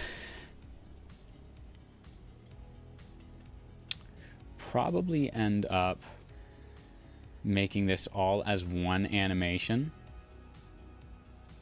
And actually, if I take a look really quick just at this spot right here, yeah, like the hard part, which is right here, is done. I was thinking, oh, maybe what we'll do is we'll adjust the hard part, or we'll fade in the hard part and we'll make it a little bit easier, but the hard part is already gone, which is that. Just this kind of swoosh away. So let's merge that back in. So what I'll probably end up doing is doing some lighting adjustments and creating this all as a single object, and then fading out the background after or something. Because we do actually have a background image plane, which is just this, which I should probably make bigger. Honestly, if I'm doing this, I should do it to be like 50 or something. But image plane's not really important right now because I don't have any kind of like legitimate reflection data on it. I think they're trying to hide some mistakes with TikTok zooming. Now you can say, I created the official Minecraft intro. Here's the thing, Pizza. There's like 4 different Minecraft intros. There's one for, I think, the actual like Minecraft single player. There's the Mojang intro, which is like a whole bunch of blocks that I think each block rotates like 3 times. That's something else I'm kind of looking forward to working on. And then I think there's one more, and then there's this one. They have so many, like, I'm guessing this was like a mini studio that got shut down or something, because this was used to make Minecraft dungeons, which, you know, unfortunately no longer has live support going on. Which, I mean, I enjoyed Minecraft Dungeons personally. I thought it was a really fun game, but, you know, they didn't, I guess. The font we ended up using, Johnny, was Rude Thin. We ended up using Rude Thin, I think, on both of these. On the S, let me see. Shading, can I see which font? Oh, yeah, here we go. Yeah, Rude Thin is the font, which is close. We don't have the exact B that they have. They definitely have their own like custom stuff to get this. So we don't have the exact font that they used, but we do have a font that is pretty close. So that's what we're using, and that, like, you can see, let me move this over. Let me make sure my playback is down. Yeah, we've got playback at 1/4 right now. If I put it up to full, you can see this instantly gets a lot cleaner, and so does this. But we're putting this at 1/4 playback speed just to keep everything nice and smooth running when we watch the animation back. Yeah, all you really need is a font that is close enough, and then the rest of it, it turns out, is done in the movement and the lighting. Like when we did the Netflix, we remade Netflix at one point. Let me go to generators. We've got Stranger Things. We did Skate. So we made this effect. This is made completely in Fusion. This is from the Skate trailer. And this is not the exact font they used, but it looks close enough where you'd be like, oh yeah, like Skate. I just love watching this go whoop. Got that nice squash and stretch animation. It goes whoa, jumps over. But anyways, here's the Netflix one that we did. And it looks pretty darn close to the original font, right? It's not the original font, but it looks pretty close. And that's all you really need. We did Stranger Things as well. Blah, blah, blah, blah, blah. We did YouTube Originals, which is not the exact font, but again, like, if you didn't know, you probably wouldn't be able to tell. The big thing that's different is the Y and the G. But yeah, so you don't need the exact one. If you can find it, it's nice. Like, it's always nice getting the exact thing so you can make your effect look as close as possible, but realistically you don't need it. All right, it's all about how well you can actually make it. Like, I could take a brick and then animate it and just see like Brick Studios, and as long as the animation is good, people are gonna go, wow, that brick looks really nice. That's a really nice brick you have there. So there's your animation tip for the day. Okay, so we have the correct angle with this, with like barely being able to see where these two where this gap is, but I need to change where I am and where my target is, obviously, because we're not set up quite proper, are we?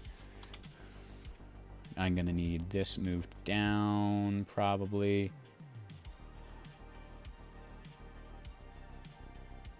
And then I'll need my target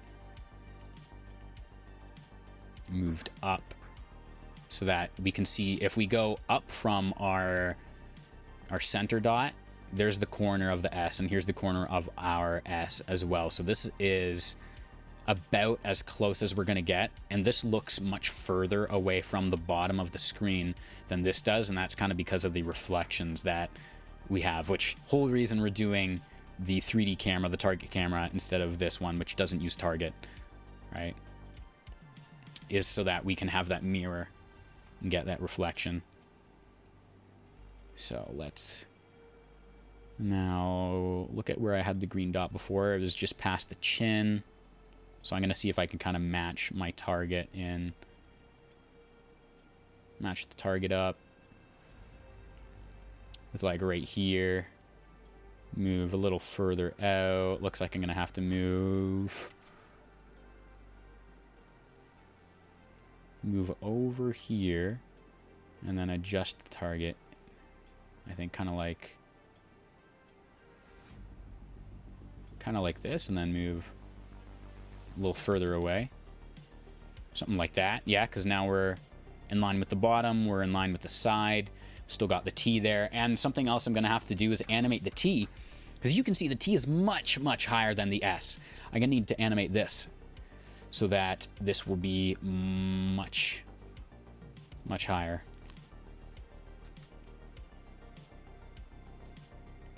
Otherwise, it looks like we're doing pretty good. You're trying to rebrand from Mr. Netflix Man to Mr. Minecraft Man. Not even close. The entire animation's ruined. Yeah, we're sorry guys. Stream ending. We gotta quit. The entire thing's ruined now. Pizza. I don't know if I'll ever be able to shake the branding of Mr. Netflix Man, especially because that's currently the longest video on the channel. Is we remade the entire Netflix cinematic intro in DaVinci Resolve. I think, honestly, I'm going to move the target over a little bit more. And then we'll move over here, and then we'll move back a little bit.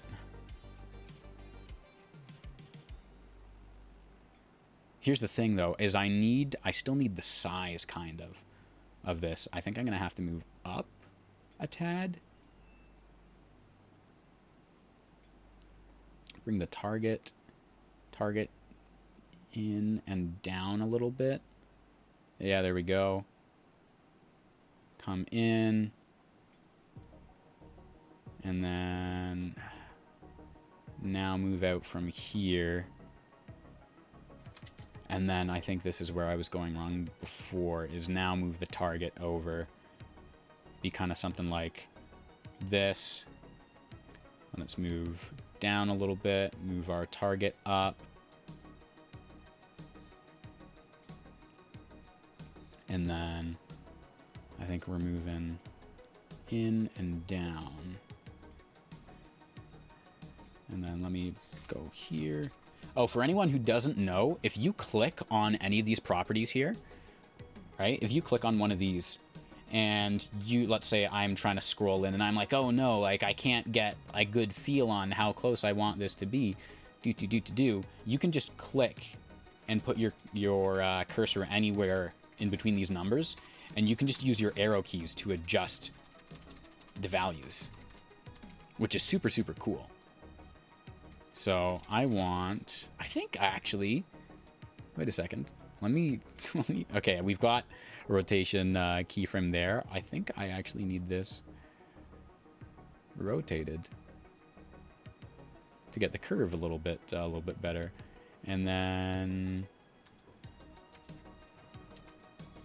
yeah, kind of like this, because this is almost up and down, like this is almost straight. Then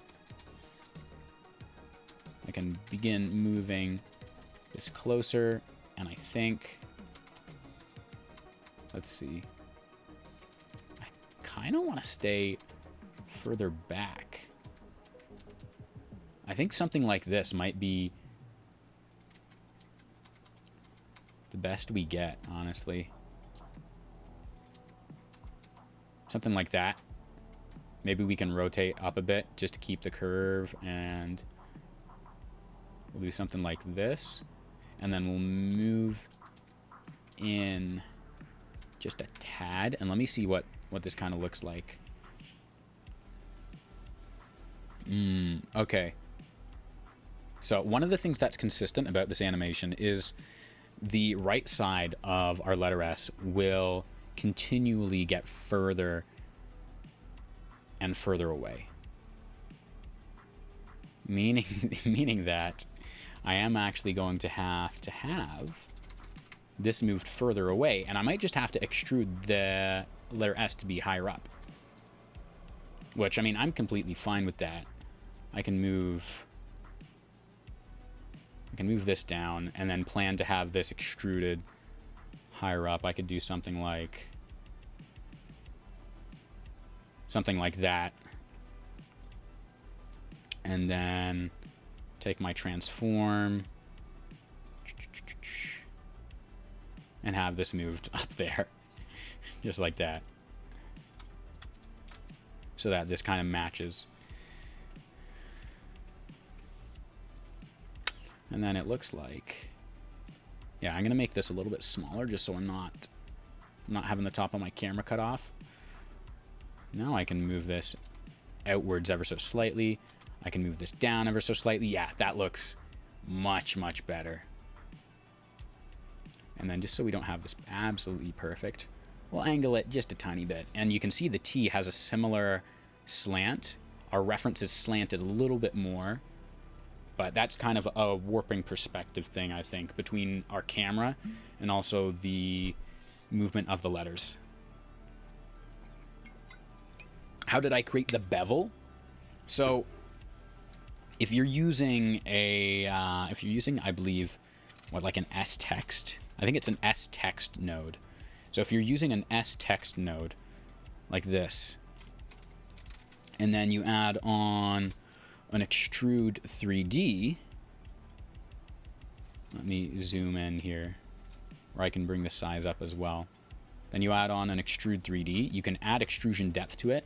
You can add on more subdivisions to smooth it out. And then I can add on a bevel, and I can add on more width to my bevel, which doesn't look like a lot right now.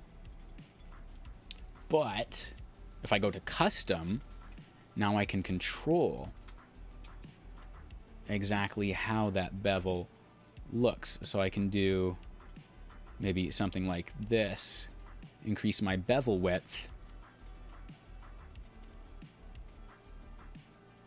and I can have it be, okay, maybe let's bring the smoothing angle up, bring the bevel width in,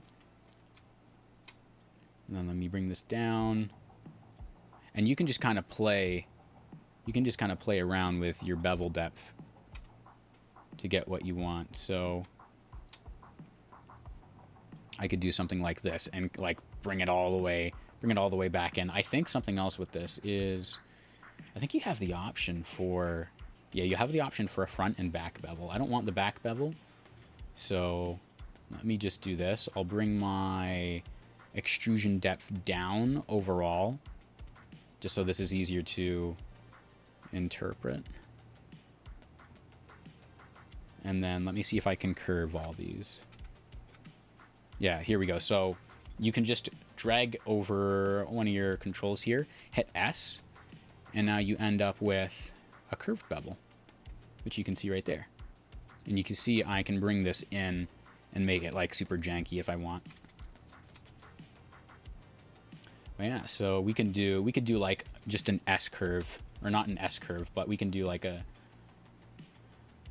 normal kind of, let's bring this in, like a nice lazy curve if we want. So I can pull this out,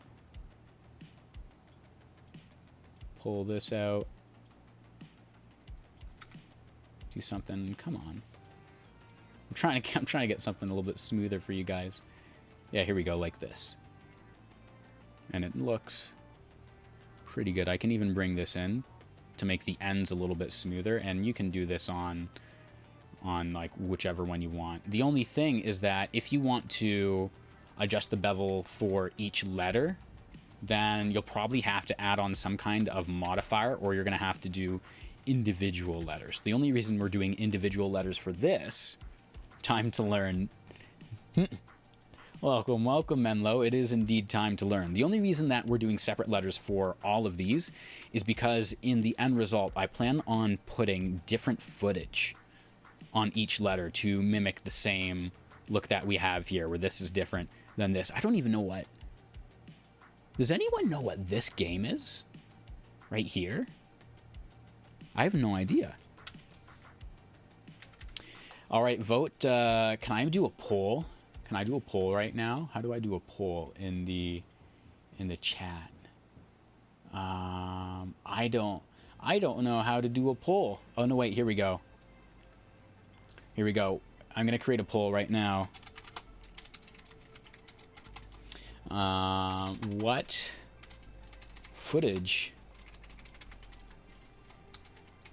should we use?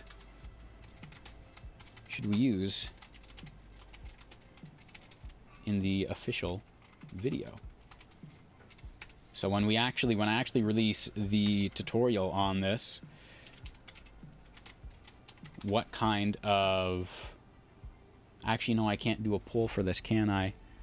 Well, never mind. Never mind. We're not going to do a poll, but what footage do you think we should use in the official video? Is that what you did for the letter that's in the right view right now? I noticed there's a little lip at the top and bottom. Yes. So that is exactly what we did for this. So we've got the little lip. I can actually show you. It wouldn't be on here. It would be on here. Yeah, so you can see we've got this little lip right here. So that is exactly what we did with our extrude 3D. We just took a curve, boom. Extrusion depth is actually down a lot. Subdivision's up. Smoothing angle down. Bevel width. No, smoothing angle up. Bevel width down. And that is how we made. That's how we made that. I need to set this so that this is going to stay moved up properly. So it stays all nice for us. Blah, blah, blah, blah, blah.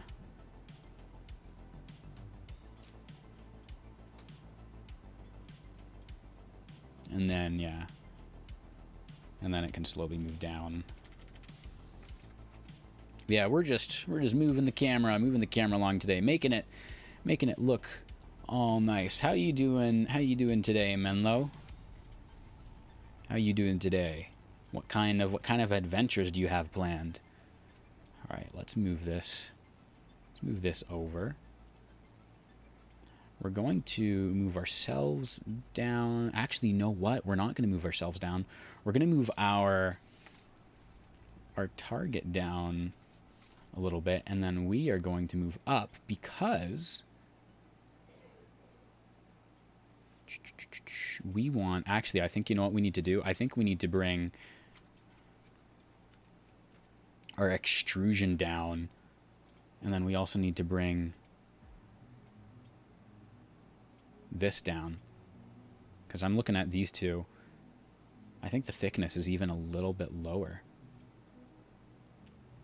and this is going to help us get our dimensions more accurate, knowing like that the thicknesses are the same, because having the thickness the same means this gap is going to be roughly the same, so I can get a more accurate read on how I need to angle the camera. So now when I'm angling this and I'm moving down, I can get basically the same kind of gap. And I'm also going to need to... I'm going to need to move in because I want our S to be more or less at the halfway point of our footage. So like just above the halfway point there. And this actually looks pretty good. It's Like the angle is slightly different. We're looking a little bit more left to right going across here than we are this one. This one is slightly more up and down, and this one's slightly more across. But all things considered, like, maybe I can move like that a tiny bit.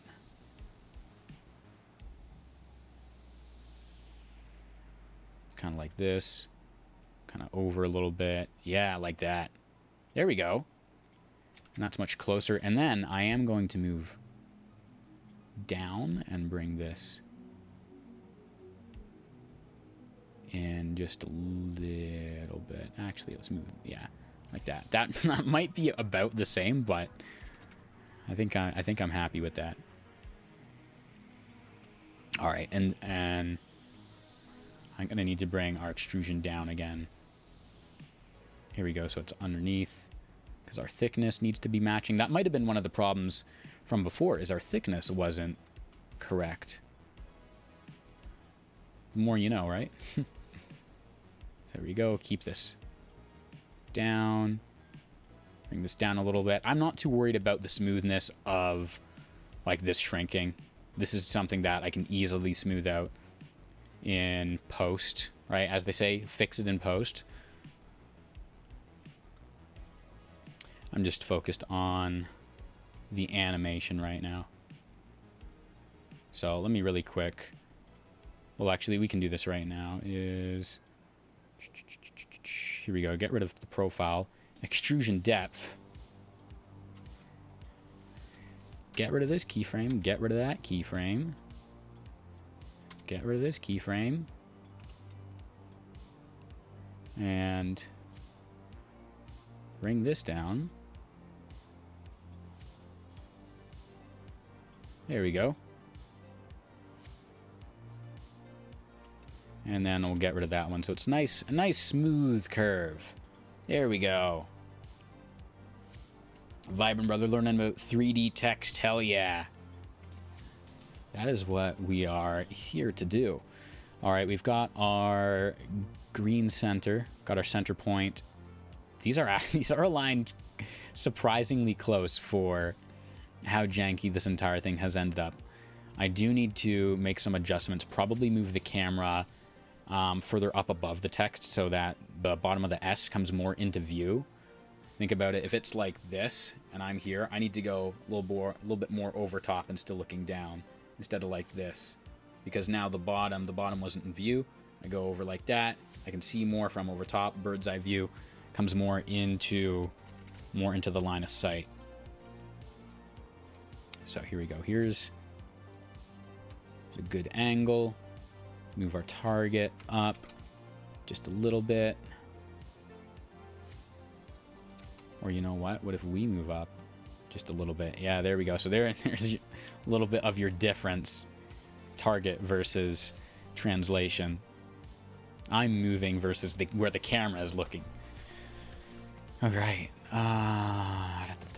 It looks also kind of like we're looking down a little bit more here, which means that I'm going to move the camera up and then I'm going to move the target down. So in order to keep some kind of consistency between, or like in order to keep some of the consistency, whatever I'm going to do with my movement, I'm going to do the opposite with my rotation, if I like where it's looking already. So that if I go up here, I'm going to counteract it by going down here so that they kind of cancel out, but I still get the same, but I get essentially a better look.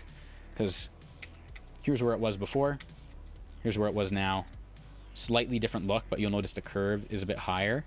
On here, this is almost straightened out. So now this is almost straightened out as well. Like, tiny, tiny details, right? Good job, man. And how are you with creating reflection maps with the Reflect node? Honestly, Johnny, it's gonna be a little bit of an adventure for me as well, because it's been a while since I've played around with the Reflect node. So I'm gonna have a bit of an adventure. Like, I've done stuff with reflections before. ambient occlusion, which we might see if we can add ambient occlusion, which is kind of like subsurface scattering, which is subsurface scattering is like kind of how light just like hits one thing, bounces off of it, kind of scatters across. Ambient occlusion is like taking a picture or like taking a screenshot of an area of your 3D composition and then using it to create some like very subtle, if you want subtle, or very like, what's the word, what's the opposite of subtle, like very in your face reflection data.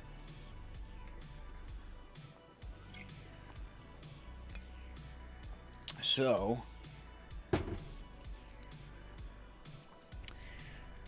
yeah, so there's a couple ways you can do it. You're a pro with it, just let me know what you need. Thank you, Johnny. I might reach out, man. I might reach out. There's a couple tutorials I've looked at for creating reflection data, but I'm not well versed in it, if that makes sense. Okay, here we go. Here's some more. Here's a keyframe we definitely need to fix. Something else you'll notice is look at how much of a rotation we're getting in our footage versus how much of a rotation we're getting in our reference, which is basically nothing. We're moving slightly from left to right, and with ours, we've moved so much. So we're going to need to move way out with this one. Oops. We're going to need to move way out. And then I might do something like this. Move over more. Move a little bit further back. Let me see, how would this look? I almost think that the S is just a little bit thicker. I'm almost thinking that the S, like the letter S overall in ours, is a bit thicker than in our reference. Like a bit thicker than the S in our reference. Because the amount of movement that we're doing is like a lot. I think as well we might move a bit higher up.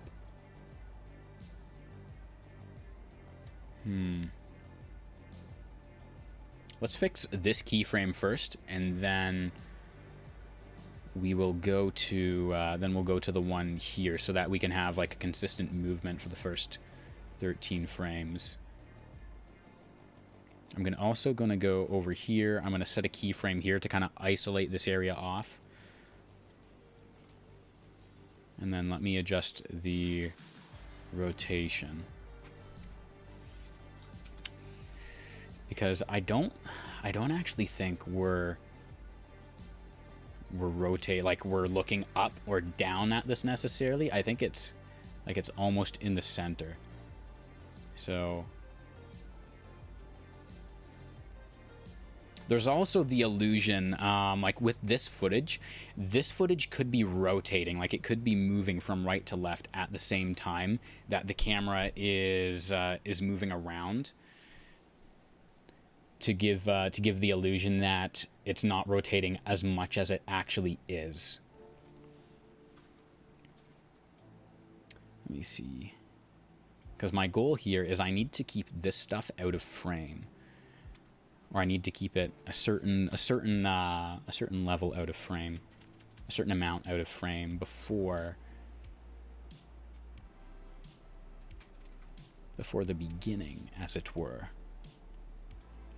Something else I'm looking at is how much of this is showing, which makes me kind of think that like our perspective here does change, and it goes from like this to slowly in, which could be the case. That could be how they're getting the effect of this not really moving a ton.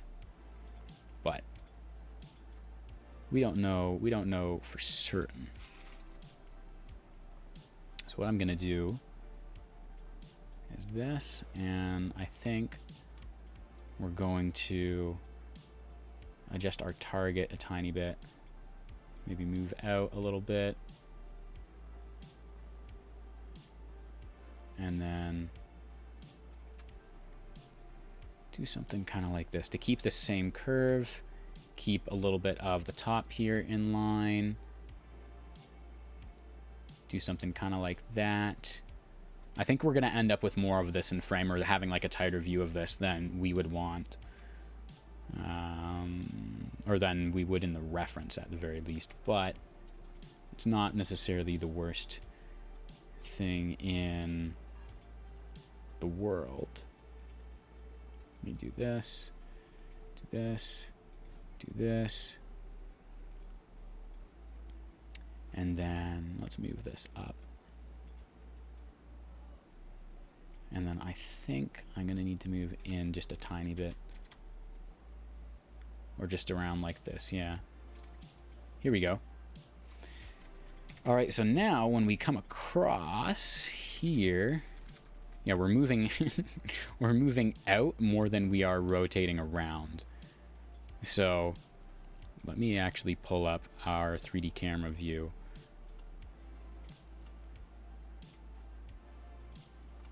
And take a look at how this is moving. Yeah, so we're moving back a bit, and then we're moving around like that. I think I'm going to be wanting something that's more of a tighter, like a tighter rotation. Or more kind of like I'm following the border of how this is. So I'm keeping the same, like I'm following the same kind of curve. I don't know if that's making sense exactly to you guys. You can let me know. So that as we go around, we're following this. Move this further out, and then we slowly get wider as we move along. And you can actually see that it's not bad. It's not horrible. I need obviously to smooth out this little mess of keyframes, and then you can see we also have this, which is not the smoothest. So let me take a look, see what's happening here. Maybe we can smooth out some of this stuff at the beginning. So let's do this.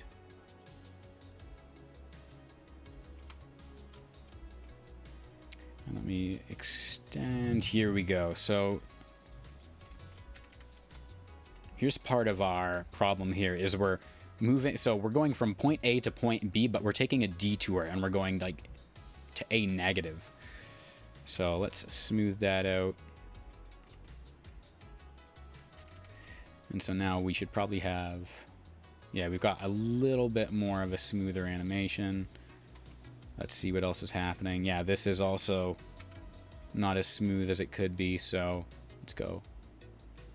Yeah, that's moving a little bit better. I'm gonna flatten this out, so it's moving a bit better.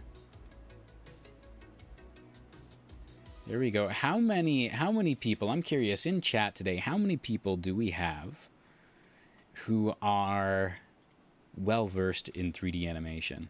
And if you're not well-versed in 3D animation, are you curious about learning 3D in DaVinci Resolve?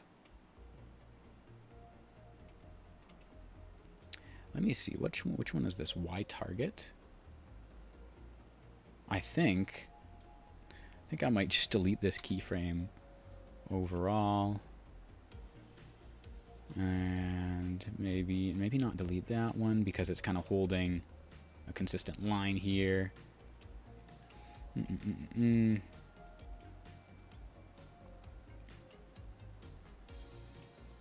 then let's smooth this one out. Smooth you out a little bit. Smooth this one out, definitely. Smooth this one, smooth this one. Make that one smoother. And then here's kind of some more of the jank. So get rid of that straight up. This one, I don't know if I'm going to need it to stay smooth, but you remember this was the area that we were okay with before. So yeah, you can see now this is much smoother than it was before. It's not perfect, and you can see we still have a lot of jank taking place. But that's kind of how 3D works. You get your basic idea, then you dial it in as you go. We're gonna see if we can take care of this area right here to get some better movement. If I'm deleting this keyframe,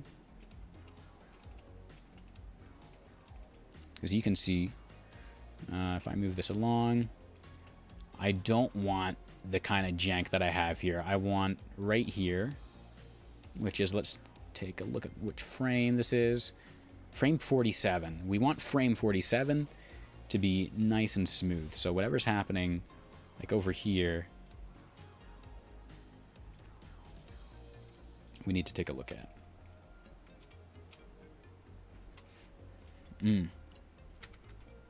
Smooth that out a bit.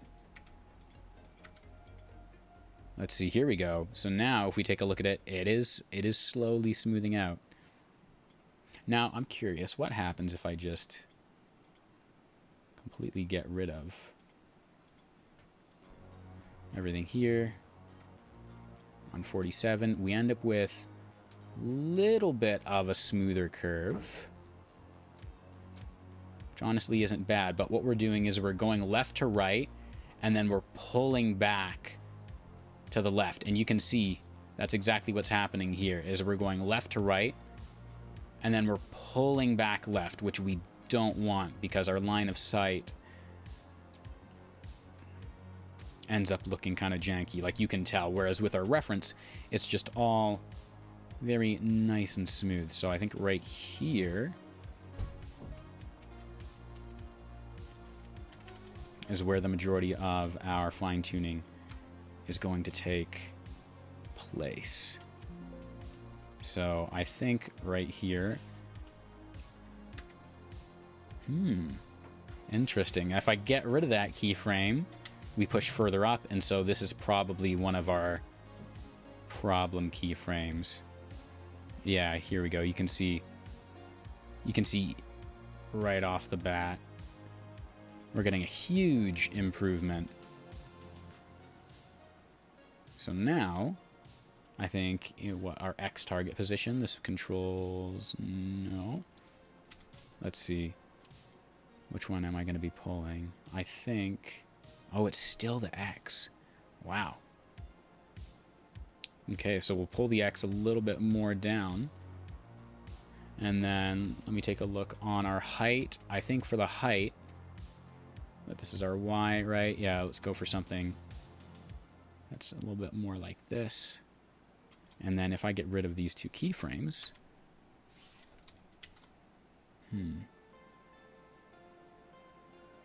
let's actually do this, yeah. There we go. We end up with something that's looking a little bit better. Let me get rid of this one as well. Actually, it looks like, yeah, this one was kind of part of the problem. If we get rid of whatever else we have here, oh, it looks like it's just the X. We can get a smoother movement here. Now, let's take a look and see how well that looks in comparison to our reference. So we're rotating really fast, which isn't a problem. That's something we can remedy later. But our animation is getting smoother, as you guys are seeing. So right here is just the whoom, the quick pull.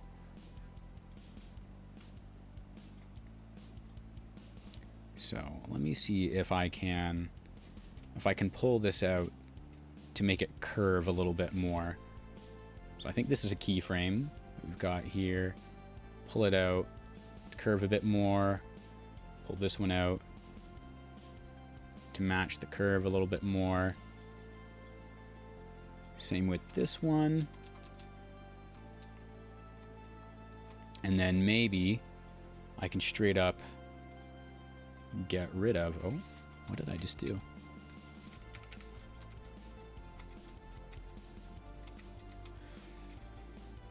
Yeah, we can straight up... I think we got rid of it by accident, and then we brought it back in, and it kind of janked a little bit. Yeah, here we go, but this is getting much, much smoother. Because as we are curving around the thing, we are pulling out. So let me go to my, I think it's Z position.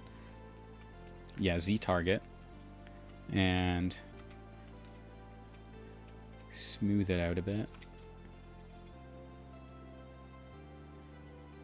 And then I think here, yeah, I'm gonna want to pull. I'm gonna pull the entire thing out, and let's take a look and see how we feel about that animation. Pull this out. Go to here.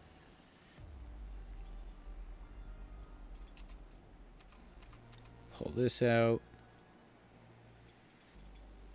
And then we've got a couple more that we need to work with. So here's this one, there we go. And it looks like there's a couple more. So there's, let's see. Go to our 3D camera.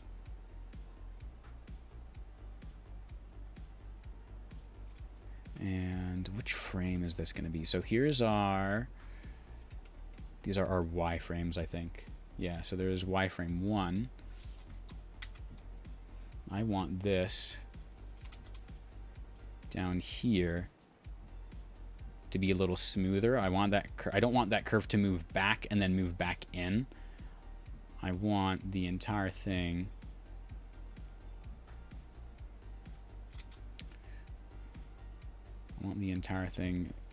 moving smoothly into one another. So let's zoom in on this, bring this up, and figure out where the chink in the armor is, and I think it's right here. Yeah, there we go. So we'll do something like this. Let's get rid of this keyframe and smooth this one out. And pull this handle out a little. Bring this one in kind of like that. Bring this one kind of like that. We can keep the entire thing relatively smooth. And so now, when we look at our curve, we're looking a lot smoother than we were before. So we're coming in, we're slowly moving up. Still a bit of jank that we got to figure out with our target, because you can see our target is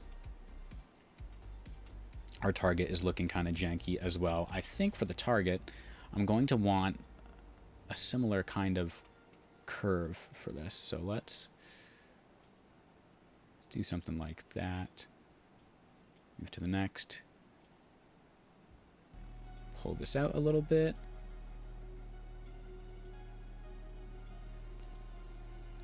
And there we go.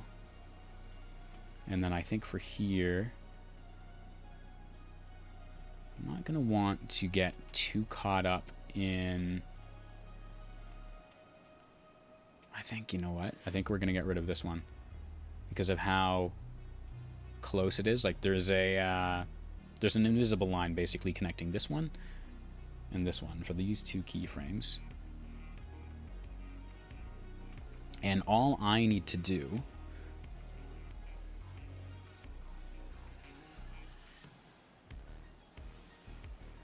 is just smooth out the transition between the two. Yeah, like right here we've got this keyframe,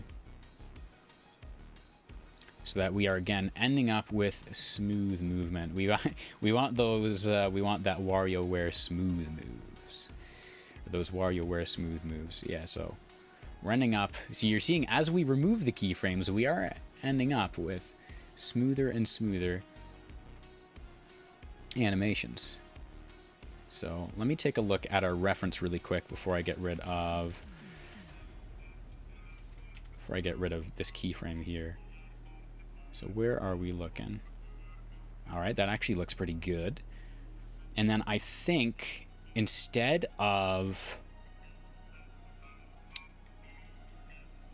our camera pulling back, like our target pulling back, actually, you know what we might want? I'm looking at this now.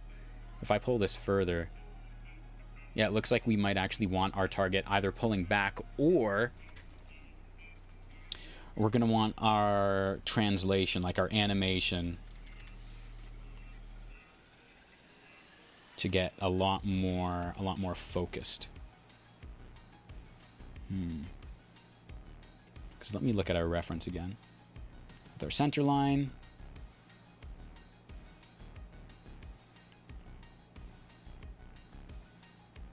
Yeah, it looks...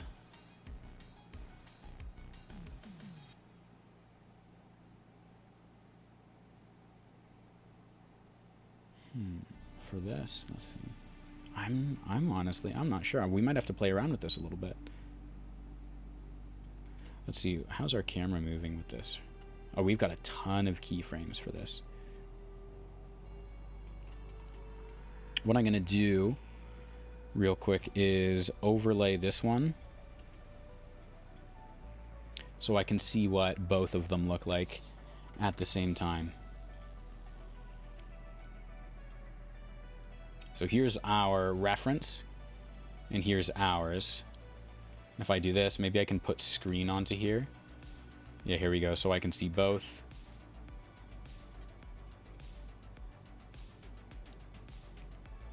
I can see how they're moving. Ours is pulling away much faster.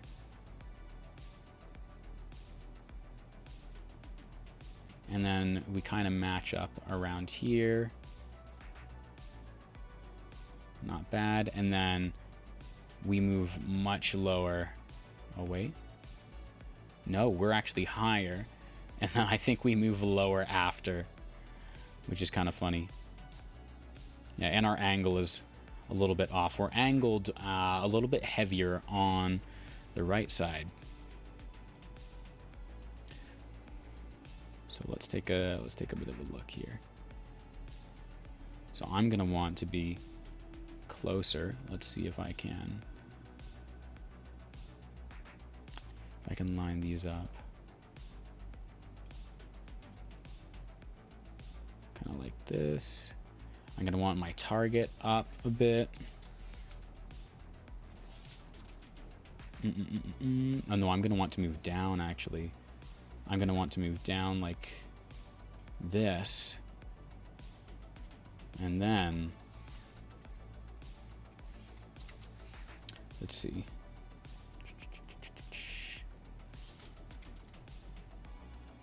I'm just thinking here.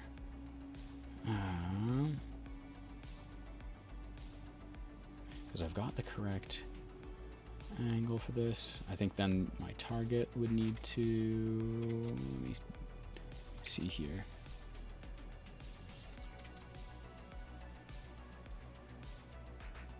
I think something like this. Yeah, we're getting closer. So if let me put just this one for a second. Yeah, I'm gonna want my target further down, I think. Yeah, target further down, which means that I need this coming up a little bit. So I need to slowly adjust both of these. You guys are kind of seeing what I mean when I say you've got to adjust each one bit by bit until it kind of makes sense, or until they kind of cancel each other out. So now you put the merge back on top. Yeah, we're a lot closer. So I can add the rotation back in. I think I can move up kind of like this, pull back a bit. Something like that. Move the target down, and then we can move closer again, move our target over, adjust our angle, and then I think we are going to want to move a little bit out and move a tad up. And now let's take a look at just this and just this one. Yeah, it's crazy how much closer that's looking. Even like, yeah, even the bottom. Even the bottom's looking pretty good. All right, let's keep going. We've got this one lined up. Boom.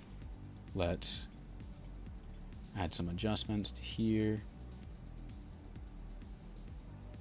We're definitely going to be adjusting our target because, I mean, that just looks ridiculous. You don't want to record today, Pizza? Well, Pizza, the good news is no one's going to force you to record, right? No one will ever force you to record, Pizza. All right. The bad news with that, however, is also no one is going to record for you, which is like boo. But that's, you know, that's how it is. Okay, here we go. That's not looking bad. I'm going to get rid of the spline editor. I don't know why I still have that open. Bring this up and bring this up. Okay, wow, look, the top of ours is still it's so much taller. It is so much taller. I think we're gonna bring the extrusion down. I'm gonna bring it till it's like that.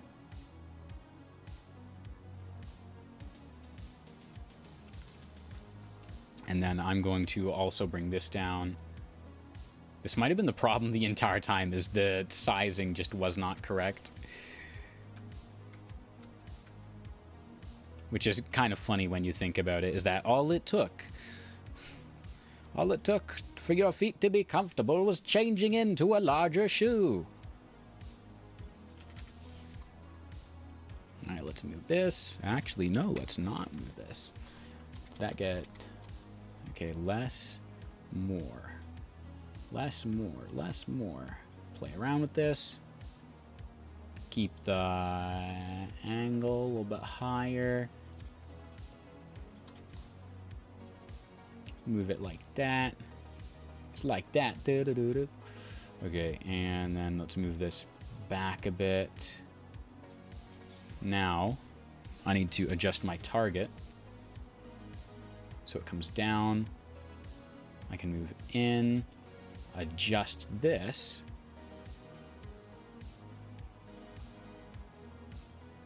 And then move my target up. And I think myself down like that. Maybe we move a bit closer. Yeah. And let's see, we move a bit down. It's not bad.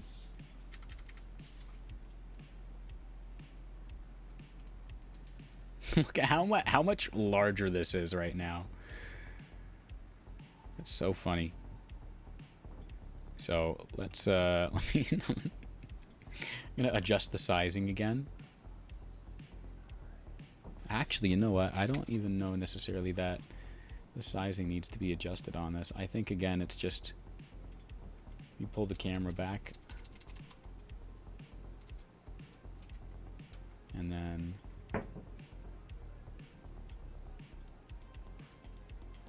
Move the entire thing over.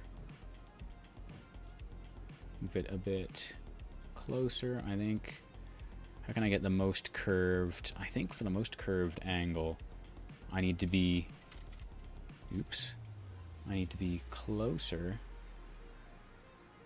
And then be looking up. Let's test a theory real quick. Test a theory. A game theory. Looking up. Yeah, looking up definitely gets you more of a curved angle, but at what cost? So let's move this back out. And let me see how close I can push this.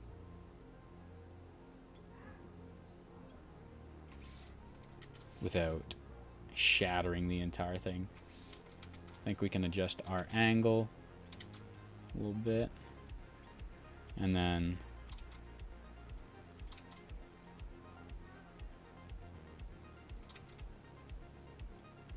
maybe something like that. Let's see, how does this look? I'm gonna have to take a look at our spline editor. I've been working on this for I've been working on this one for a while because of how particular everything is. Let's see, how is our green? The green goes just down a simple slope. So does the orange. And okay, it's not bad compared to how it used to be. Oh, let's see. Pizza, you need to finish up already. The text is testing you today, Mr. Netflix man, but that's just a theory. A text theory. Thanks for watching. If you have a text theory, I want to see it in writing. Get it? Because, you write, anyways. Fucking goofy, man. Let's move. We're going to move closer. Kind of wiggle this a little closer. Move our target up a little bit. Move this back. Move our X back. Oh, I actually need to angle. Up a little bit.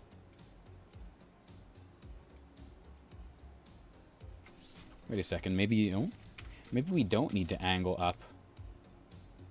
Maybe the angle was inside us all along. Let's see.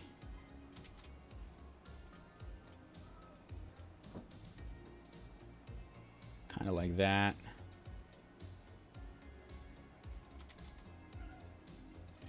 And then let's move the translation a little bit. I want to pull this back a tad.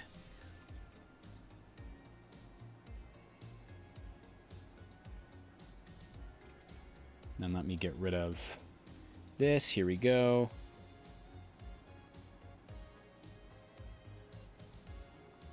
And I think what I'm going to need to do is... I think I need to maintain. Let me double check here. Yeah, I need to maintain this bottom corner right here because we need to keep the sense of depth. So this can keep moving away. But I need to keep the bottom corner in focus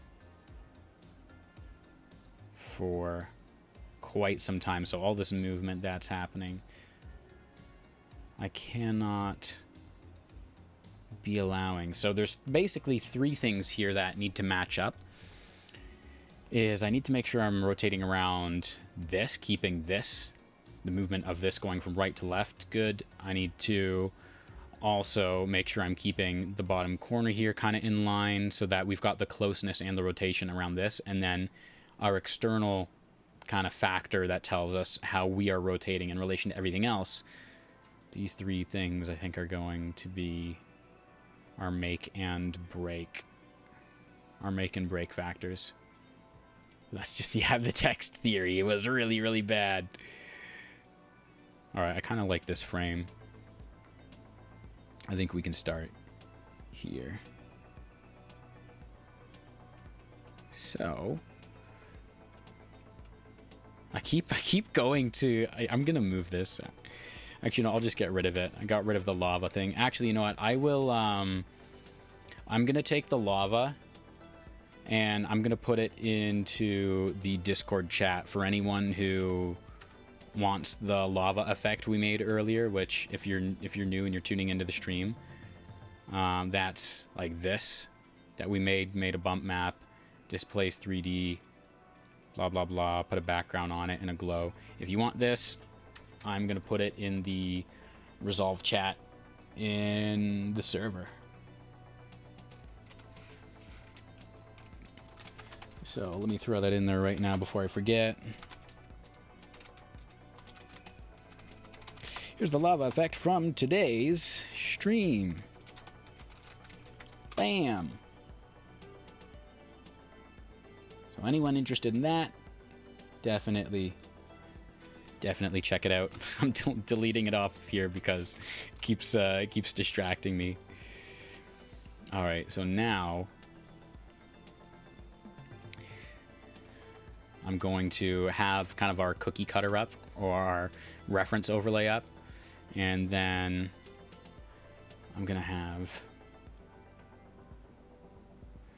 our piece right here up. So let's make sure we have everything angled properly. So we've got, let me double check this. So here's kind of where our mirroring starts, which means that I want the ending here kind of out. Actually, no, I want, yeah, okay, I think I'm gonna need something like this. So I'm going to need to be looking down a little bit, I think, so that there's still a bunch of this bottom part off camera. And then we're gonna move our Z in to like right here. And then if I change the angle on this, I think this will be okay for today's purposes. Can I make this animation in the free version?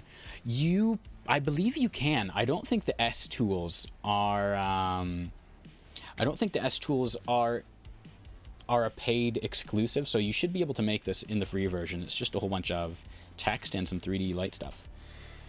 Johnny, hey, welcome back. Good news. You got a working version in Fusion right now where you've got the video as well as bevel material, and there are reflections. Hell yeah. Dude, the reflections, like lighting in DaVinci looks really, really good. Yeah, mostly just AI stuff you're missing in the free version. Lighting in Fusion looks so good. Like the compositing, Fusion is insane with the compositing. But there's like so few people who actually know about it. Okay, we need, I'm gonna get rid of a couple different keyframes here. We're gonna get rid of a couple sets because we need to match up what we have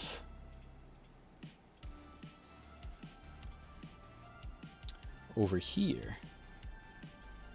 Oh, wait a second. Here we go. What did I not have? Okay, so I didn't have two keyframes here. So this is what, I think this is what we were after, right? Something like this. So I'm gonna need, I think this is where we want to start. So we have a set of keyframes here, so we should be good with everything. Boom. Let's get rid of this.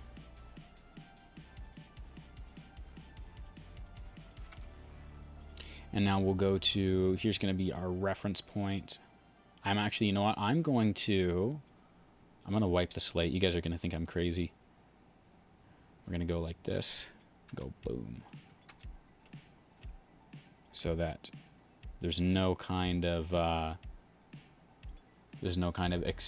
external influence on our keyframes. It's all from right here. So now the only thing that is changing is the bevel or the extrusion profile on our S, which I'm gonna have go like this. So kind of like its own little inverted S curve. Then with the transform, we're gonna do the same thing. Get rid of this. It'll be its own little S curve. Flatten this out. Pull that out a bit. Pull this out a little bit. All right. So, yeah, let's keep going. Sorry, I'm just looking at the chat. Okay. Let's keep going here now that we have everything coming down properly.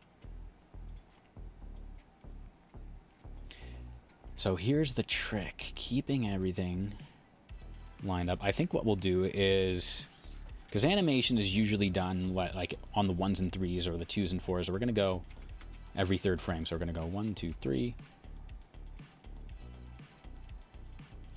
We'll add keyframes. And we'll see if we can slowly pull away, it looks like. So we will want to pull away on our Z a little bit. Yeah, kind of like this, which I don't know that you guys can necessarily see it all that well. But we're going to want to pull away on the Z. I'm going to put this up so that we have our target. And we're going to move our target up and to the right a little bit. So we're going to go up and, geez, that's a lot to the right. Up and to the right, and then if we're pulling the Z, that's going to be kind of like this. And we're moving kind of far away from it. Yeah, so maybe something a little bit more like this. So let's go over again.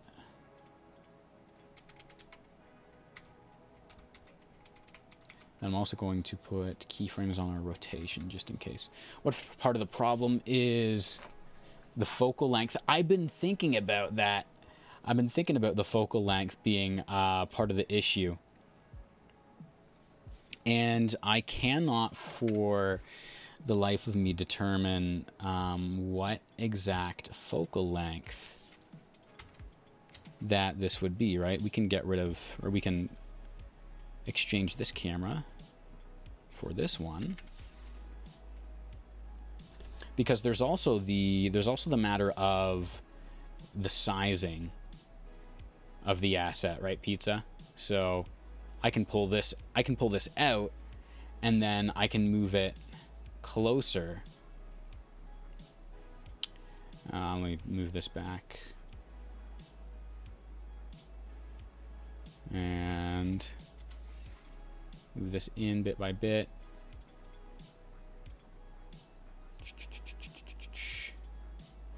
Something else I also need to keep in mind is, there's also the orthographic view, which is crazy. I don't think we'll be using orthographic view though. Anyways, I would put this back to normal, perspective. So the focal plane isn't doing a whole lot for us. Where was I going with this? Yeah, so the focal length, I think it's got to be at least 45, because It's the only way that allows us to see a whole lot of this. And then let me get rid of the use target here. It's the only thing that allows us to see a whole lot of this. And then still kind of move around it. So you're kind of seeing, yeah, but moving the camera, changing the focal length. Yeah, it's not the same visually. You're right. But I'm kind of, it puts us in a little bit of a rock and a hard place because we don't, like, we can't know exactly what it is. Right? So here's our focal length. We've got a 14 millimeter right now.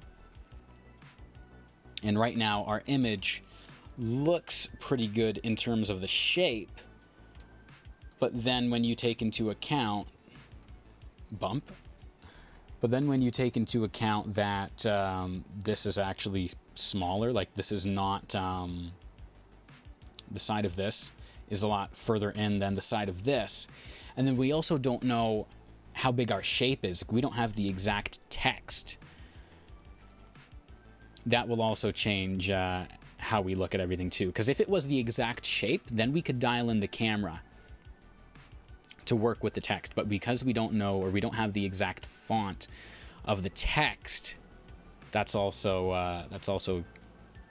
kind of making it difficult for us to determine exactly how we're supposed to size it.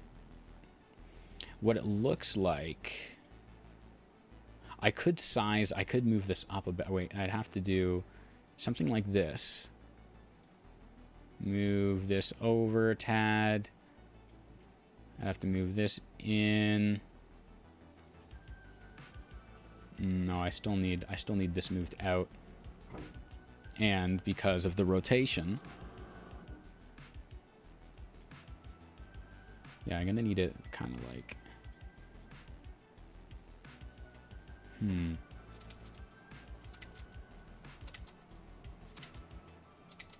come on. Let me try setting this back to how we had it before. Yeah, there's just too many unknown there's too many unknown factors track and solve. I want to do like a 3D tracker on it. Yeah, it's one of those things where I'm going to have to play around with it until it kind of reveals itself, and I can tell as soon as part of it clicks, then we're gonna know, right? We're gonna go, oh, it's just this, and then we'll be able to tell. At least that's how a lot of 3D animation is for me. Once I can kind of see it, once I can kind of see how the entire thing is supposed to be, it makes it so much easier to make those adjustments.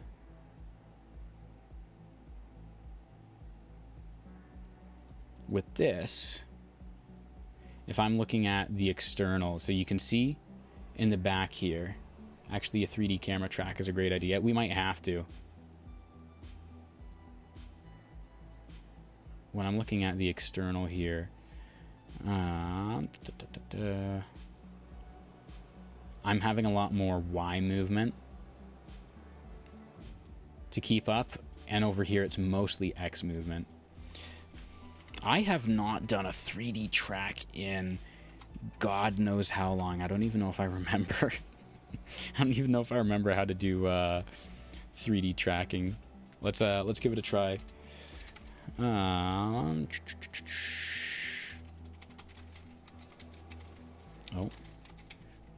tracker. Planar tracker, planar transform, texture transform, surface tracker. Let's try this. Give it a try. Why not? Oh, we don't want that. And then this is gonna be funny because I don't remember how I had done this before. We might have to look up a mini tutorial right on stream. See, 3D tracker. Oh. Camera tracker. Camera 3D, camera tracker. There we go. I've been, you know, when I did all my tracking, I was always using either the planar tracker or I was using the other tracker. I don't think I've ever used this one before, which is kind of wild considering how much 3D stuff I've done. Let's try the auto track. Ooh. And just let it ride. You can show up to me later. Thank you, Johnny. I would appreciate that. I don't know that I've ever seen a tutorial on the camera tracker either. You guys got me kind of curious now. I might have to do a deep dive. Onto the camera tracker. Let me see if I can find any kind of resources for this. If not, we might have to make a little thing on this. Okay. Here's our 3D camera tracker. Yeah, so we're moving left to right, slowly down.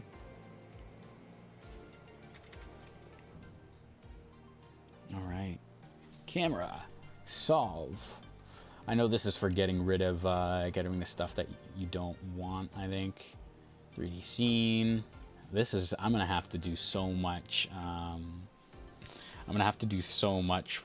work to figure this out. Okay. So,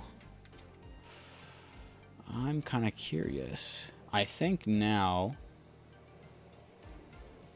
correct me if I'm wrong, guys. What I would do now is then I would create camera information.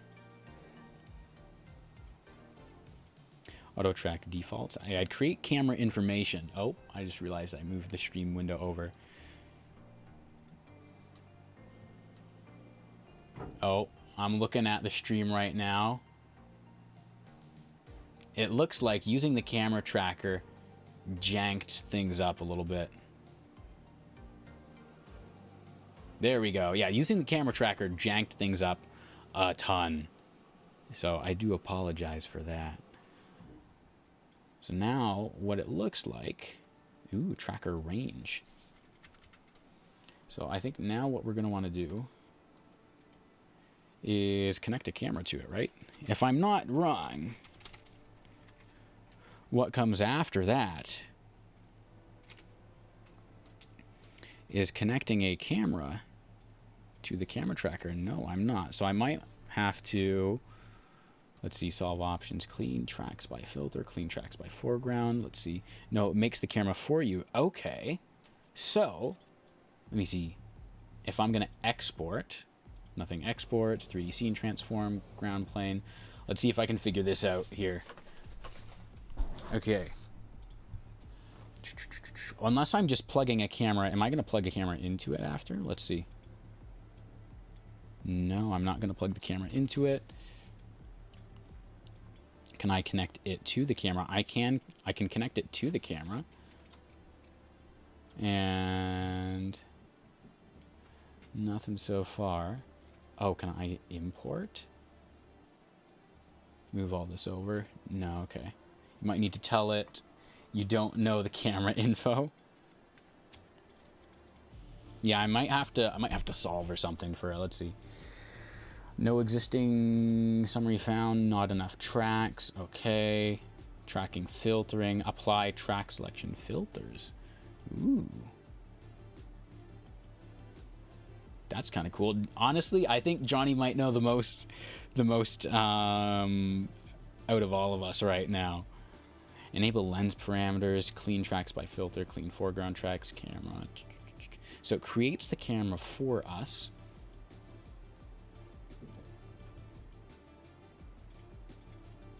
Reporting, export, 3D scene transform, unaligned, ground plane options. Oh, export options, animate camera.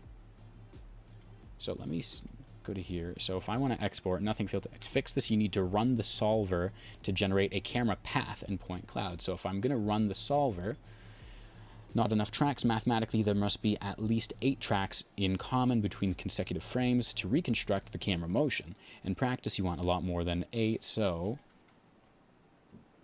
let's see. So minimum track length. So let me try tracking again. You want me to walk you through it in a minute? You know what, pizza? I don't have a problem with that at all. Detection threshold. Let me bring the threshold down, the minimum up. This might chunk again, guys. I apologize in advance to track this. I'm hitting auto track now. Let's see what happens.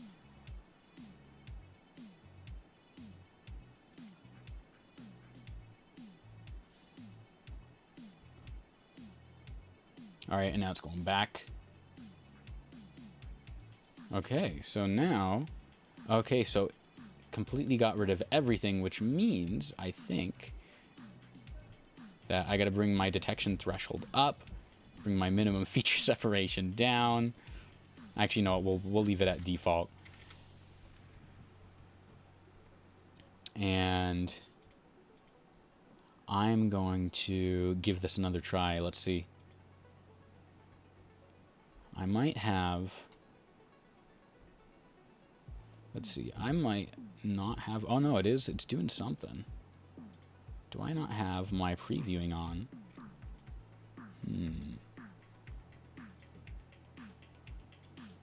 Let's try, okay, let me reset. I got my footage plugged in. Okay, so I didn't need the preview track before. Detection threshold. Let me bring that all the way up. Let's see. Okay. So, this is what we had before. The yellow ones are not as good. If I bring the minimum excuse me, the minimum detection threshold down. Do this again. And then let me also get rid of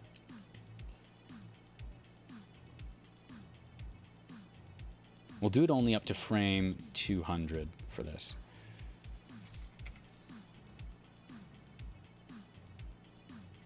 And then let me try this again. I'm going to try bringing minimum feature separation down. Wow. Oh, no. Okay, the stream probably just chunked. Oh, no. I might have just crashed Resolve. Okay, I didn't crash Resolve for that.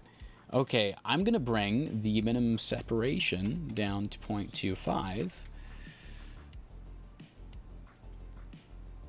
going to hit save. And Resolve is stuck. Yeah, crushed. You got it, Kriegs. We absolutely crushed this. So, oh my gosh, look at that. We reset. I'll enable the bidirectional. Auto track. Looks like we've got a lot more stuff now. Let's go back through it. Okay. Let me solve. Oh, we're actually solving. I hope you guys can see this and the stream isn't chunked, because that would be funny, but also horrible.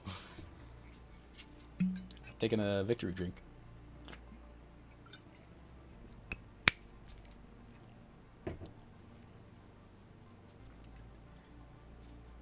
This is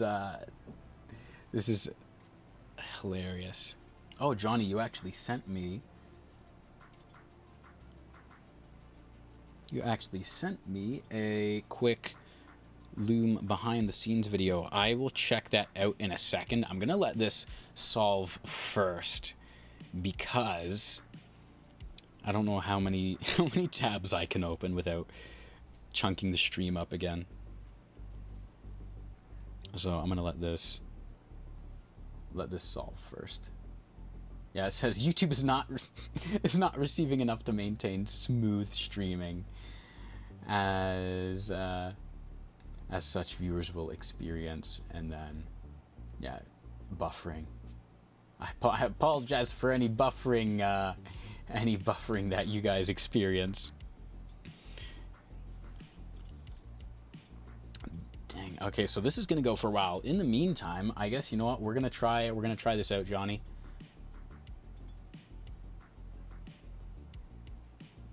Let me take a quick look. Huge thanks to Johnny for let me turn my music off. Huge thanks to Johnny for making the time, or taking the time to create the Loom video for us. Oh, full screen mode kind of went crazy. Let me take a look here. Oh wow. Here, let me show this. Let me show the lovely ladies and gentlemen at home. So this is what Johnny just did. With all the reflections, he's got the footage in there. The reflections look awesome, man. Look at that. That's incredible. You got the instance text, you got the lens blur on there. Hell yeah. Yeah, the sphere map. I don't know if I have a sphere map on there. Yeah, that's awesome. Dude, especially like when you move it, it's like, oh, so good.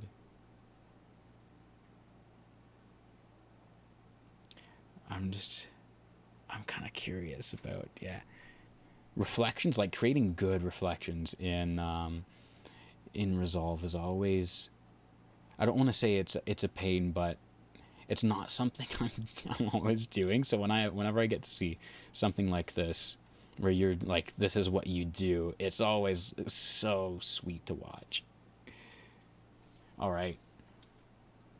Here we go. We get the music back on. I'm gonna move this over to here. Take my money, Johnny. Hell yeah. Just pulled up I just pulled up the camera tracker for you, Pizza. Oh my goodness. Yeah, right now we're solving. Pizza, we're so far ahead. We're living in the future. You're gonna make a plugin that will do it so much simpler and fun to do that. Hell yeah. If you can make a plugin where, I imagine it would be like a whole bunch of grouped, it'd be like all the grouped nodes that you need. You might have a couple versions of it. Or it might be all one thing.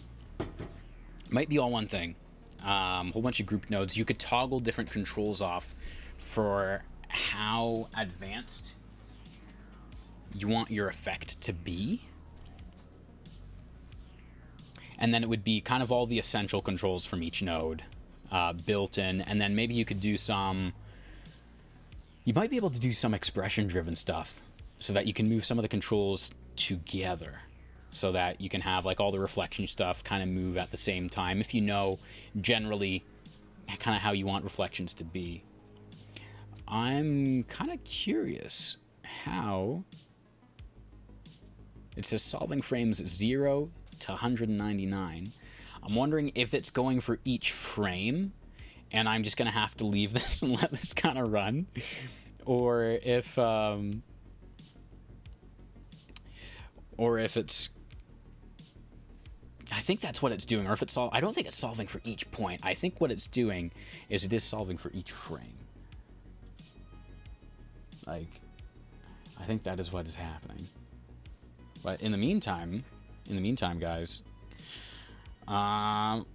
let's learn a little bit about the tracker from Pizza. Pizza, I see you. You actually gave me a call. I don't know if you're still watching. I'm gonna send you a message. I'm gonna send you a message right now.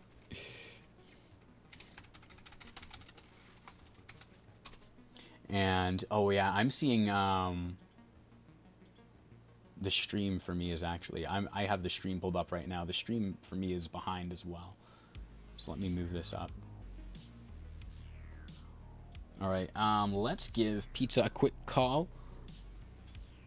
Or well, I'll send Pizza a message. Pizza, Can I call you on the stream?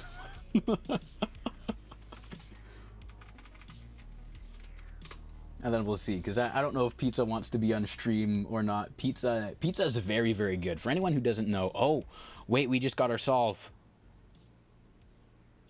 Whoa, look at that. Wow, we have a whole bunch of trackers that. Let's see, average. Oh, the focal length is 9 millimeters. Wow, yeah, that's very different. Solve diverge tree. Please try better focal length input. Clean, noisy tracks. Solve options. Wow. And I'm going to have to do a whole bunch of deep dives on this. 9 pixel error is not great. Focal is probably wrong. I think the focal we set was excuse me. I think the focal we set was, yeah, we set 25. So it thinks it's 9.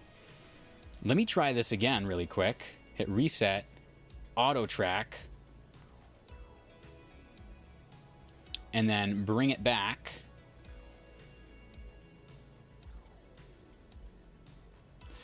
And if we go to solve this again, maximum track length, maximum track error, we're going to leave all these on the defaults, and we're going to hit solve. And see how this is working. Monkey Plays, how you doing, man? What's going on? Welcome to the stream. We're currently doing some 3D text animation stuff, and both Johnny and Pizza are giving me a hand here because we're trying to custom animate the camera, but there's a few too many unknown elements, like between the font we're using not being the exact same size and not knowing the exact dimensions of the camera. I think Johnny, you suggested, between you and Pizza, you guys were saying we should give the 3D camera tracker a try. So that is what we're doing right now. So all these dots, all these dots are like little tracking points, and we're gonna see if we can use that to create some camera data. Actually, you know what? You know what might work? I'm going to try canceling this, and then I'm going to sharpen up the footage, add a tiny bit more contrast. What I'll do is, oh, here we go. We've got Pizza. Let me pull the music down a bit, and here we go. Let's join right in. How you doing, Pizza? Hello, hello.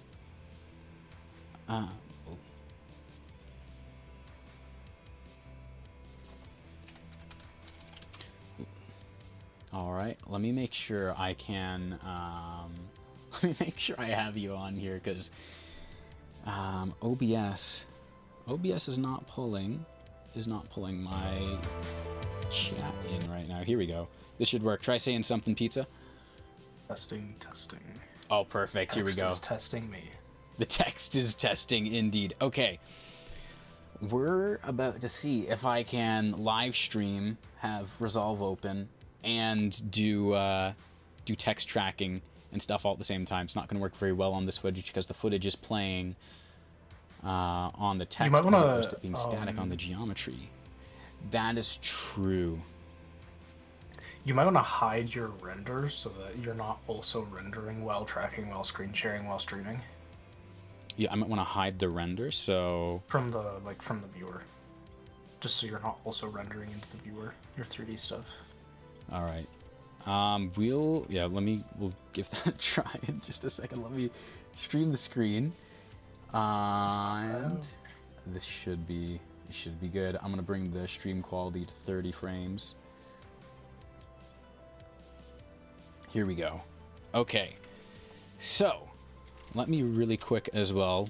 I'm gonna add in a sharpen, which I'm pretty sure sharpen is actually a studio only tool, which is kind of weird. I don't think so. I have a list somewhere of all these studio only nodes, and I think like soften and sharpen is one of them. What is the sharpen and the color corrector for, though? to hopefully give the camera tracker a little bit more to latch on to. Then I'm going to add a bit more contrast. I mean, it seemed like you actually got like pretty decent track points last time.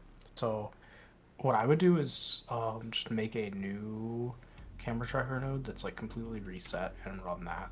Yeah, and then refine it from there. Let's give that a try then. Bam. So here's our normal footage, which it's funny. It has that like soft glow kind of blur. Oh, here let me. I think it's because you're sharing the window. Because I got like a 1 second of a right-click menu and then it died. Yeah. Monkey plays. Cool. I'm kind of a noob with DaVinci. Not really bad. Why don't you just use magic mask? So we're not actually trying to mask anything out, Monkey. We're trying to get a 3D animation onto here. So little bit different, but if we were trying to mask it out, that's probably what I would do. Give that a shot. Johnny was a good attempt, not going to work well in the footage. Oh, okay, we read this one. Okay, so we've got. Oh wow, 1 second. What did I do? What did I do to this with the color corrector? Pull this down. Pull this down. Pull this down. We might not actually use the color corrector then. Also, do you think the camera tracker is affected by if my playback resolution is down? I don't think it would be, would it? It would just go off the footage, right? Yeah, I'm not sure. I'm gonna leave the full quality on just in case. And so apparently we were working with 9mm or 9mm camera or a 9mm focal length. So I'm gonna give that a try. I'm gonna leave the aperture width and height, and then what do you say we just give this a try? Yeah, so I would just do like auto track on pretty much defaults and see how that goes, and then we can tweak from there. Yeah. You should be able to set your render range to be a little shorter as well if you want to, because like you don't need to solve the entire animation, you just need to solve some of it. So like the start of it has all the footage that's not going to track well, so I would maybe like start halfway through. So are you thinking like here there's like stuff going on in the text and it's going to try to track that and it's not going to work well. So I would start from maybe like frame 100 or so at least. Want to do something like that? Yeah. All right, let's go from there. And I'm going to keep the bi-directional tracking on. The other thing you can do is you can use the, I think it's the white input there to also, if you need, mask off parts that aren't tracking well and tell it like not to try and track there. Okay. But I would see if this works. Yeah, I was going to say, let's give that a try in a moment. Okay, this goes like in. those trackers look like they're doing pretty well now. So then I think you want to go to camera. Well, yeah, this is where we set up the I would camera just reset itself. the focal length. Yeah? Yeah. All right. And then go to solve, and then somewhere in there you need to tell it that you don't actually know what the focal length is. Refine focal length, which refine, is... There you go. Yep. It's on by default, auto delete tracks by filter. So, we'll leave those off for now, I think. Don't solve yet. Can you go back to track? Yeah. Let's jump back in there. See that? Okay. Can you go back to solve? Yeah. You see where it says apply track selection filters? That's gonna let you like try to filter out trackers that it isn't confident in. All right, let's give that a try. Wow. So the yellow ones are the ones now I think that it's gonna use, if I remember correctly. Really? And so you can play around with those settings to try and select just the tracker points that look like they're gonna actually work. And I would go like really slowly and make sure the tracker points aren't like sliding around, because that's what's gonna cause problems. It looks like Johnny's saying, oh wait, if we can mask out the footage on the text, maybe with a Luma key or something, that will make the track points not show up on the game footage. That's not a bad idea. What we might be able to do as well is just grab the silver-ish color. It looks... Well, so you really, all you wanted from this, right, was just to get the focal length, right? Yeah, that's really what we're So you don't for. have to even track the whole animation to get the focal length. Honestly, right now, it looks like all of our trackers are following along. Like, this dot is That one's following a little along squiggly. here. Yeah, what I'm worried about is you have some that are on like flat edges, and so they're gonna slide horizontally. Ideally, they're more on corners. I don't remember if there's a way to manually pick tracker points. I think there is, but I might be thinking of Blender. There's also solve weight, so we can tell it, hey, if anything is even slightly janky, then completely get rid of it. So you could try solving it right now as well. Yeah, let's give it a try. It'll give you a summary, and I think you generally want to try and get your error below 1 pixel. You're down from 9 pixels to 2 pixels, so it's definitely an improvement. Let's clean the track. It still thinks your focal length is 9 millimeters, interestingly. I just hit clean tracks and solve again, so we're still at. So what you could do is you can play with. I would raise your. I would mess with your error to like I would lower the maximum. Let's lower it all the way to 1 and see if it can solve. Oh, it is solving.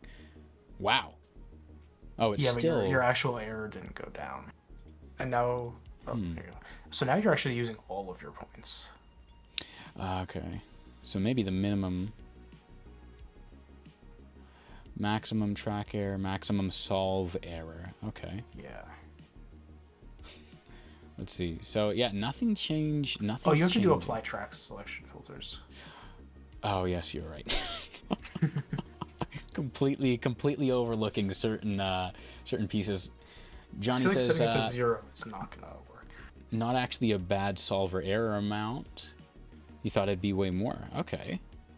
Let me try bringing both of these down a little bit, applying and then solving. So it's weird though that it's saying. So still, it's weird that they're all changing. yellow. Yeah. Well, actually, we have some green ones here now, but you're right. It's like it's strange. So what you could do, if you want to kind of play around with it and see how good your track actually is you go to export now. Yeah, let's give that a try. And then you could view the 3D scene that it makes for you and see if it looks right at all. Yeah, let's take a look. So, here we go.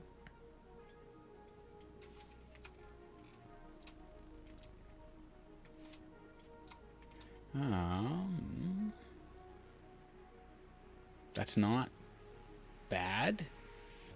So one thing you could do is if you go back to your camera tracker, somewhere you can like tell it which points to use as a ground plane, and then you can try and have it basically put its ground plane on the text so that you can see how well they stay together. Yeah, here's the thing. Yeah, I guess we can use this as ground plane. Yeah. So yeah, there's not really like a defined ground, but it'll just give you like a reference point and basically make it easy to try and match move something, and then you can see if it match moves correctly. So here we go. Ground plane options, show in view, export options, camera point cloud, previous export. We don't have a lens distort on there. I don't remember where the actual settings for where you pick like what points it uses are. It's funny how big this is. Well, yeah, the idea is that it fills up the whole camera's POV. I guess that's why it's the 9mm. Auto update after export 3D scene transform. Let's see. Camera track can either. Yeah, it's on align right now. It can either output the raw unaligned scene directly from the solver or the final aligned scene with the below 3D transform applied. Interesting. So here's what we have. So if you put your render from that 3D scene out, you should be able to see the ground plane with the footage. If I put the render from the 3D scene, let's give it a try. Render 3D. And oh, that is a renderer already, actually. So you don't need one. It generated a renderer for you. Camera tracker 2 ... Right there is a renderer. Oh, okay. I was confused. I just saw camera tracker and I went, wait a second. Okay, so you can see how there's like a grid. Yeah, the ground plane is not following at all. Yeah. Wow. Okay. So for our ground plane, can I actually... Okay, so yeah, I can adjust I can adjust how this is angled and stuff. So I'm worried that there's just not enough 3D like detail maybe for it to track right. Yeah, not enough geometry, which I think Johnny was kind of getting at that as well. He was like, I don't know, man, there just might not be enough stuff there, in which case we might have to... I mean, you should be able to 3D track a plane like that, but yeah, it is easier when you have like a whole point cloud. We might have to get a little creative with it in that case. So yeah, it's not like it's so, like backwards. It's so janky, dude. Okay. Do we want to give the camera tracker another attempt then? You could try the planar tracker too. That's also true. We can, but it's not going to give you the focal length the way the camera tracker would. It's not, and this keeps saying 9, so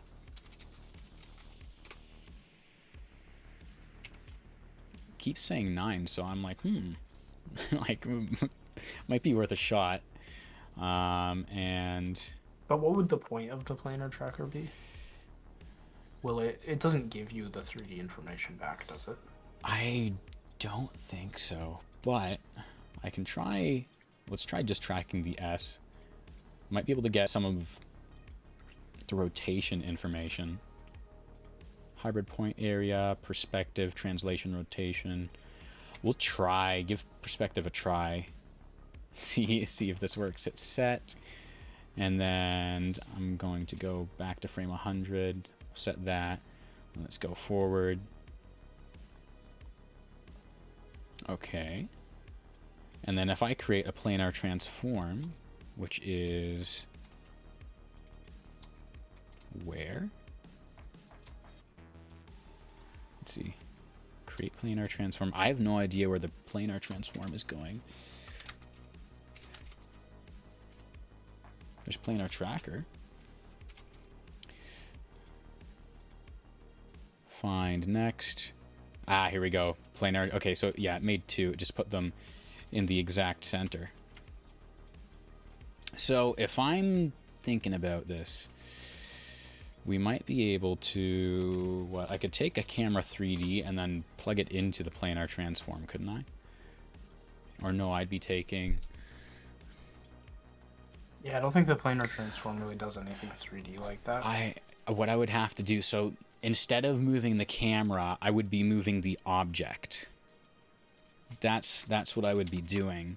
So let me get rid of the merge. Do a merge 3D. Throw this in here. Reach out on Discord tonight. Oh, Kriegs has us. Kriegs is gonna give us a hand. Thank you, Kriegs. This is an interesting problem here, or an interesting challenge, right? So let's plug this into here, I think. Yeah. Transform 3D. Can I not plug this in? Wait a second.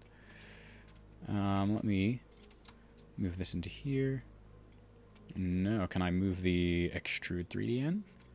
No, so that's an image input. Because the planar tracker is like, yeah. That's okay, that's fair, yeah. I don't know why I thought you could use the planar tracker with 3D stuff. Okay, yeah, so planar tracker, not going to be it.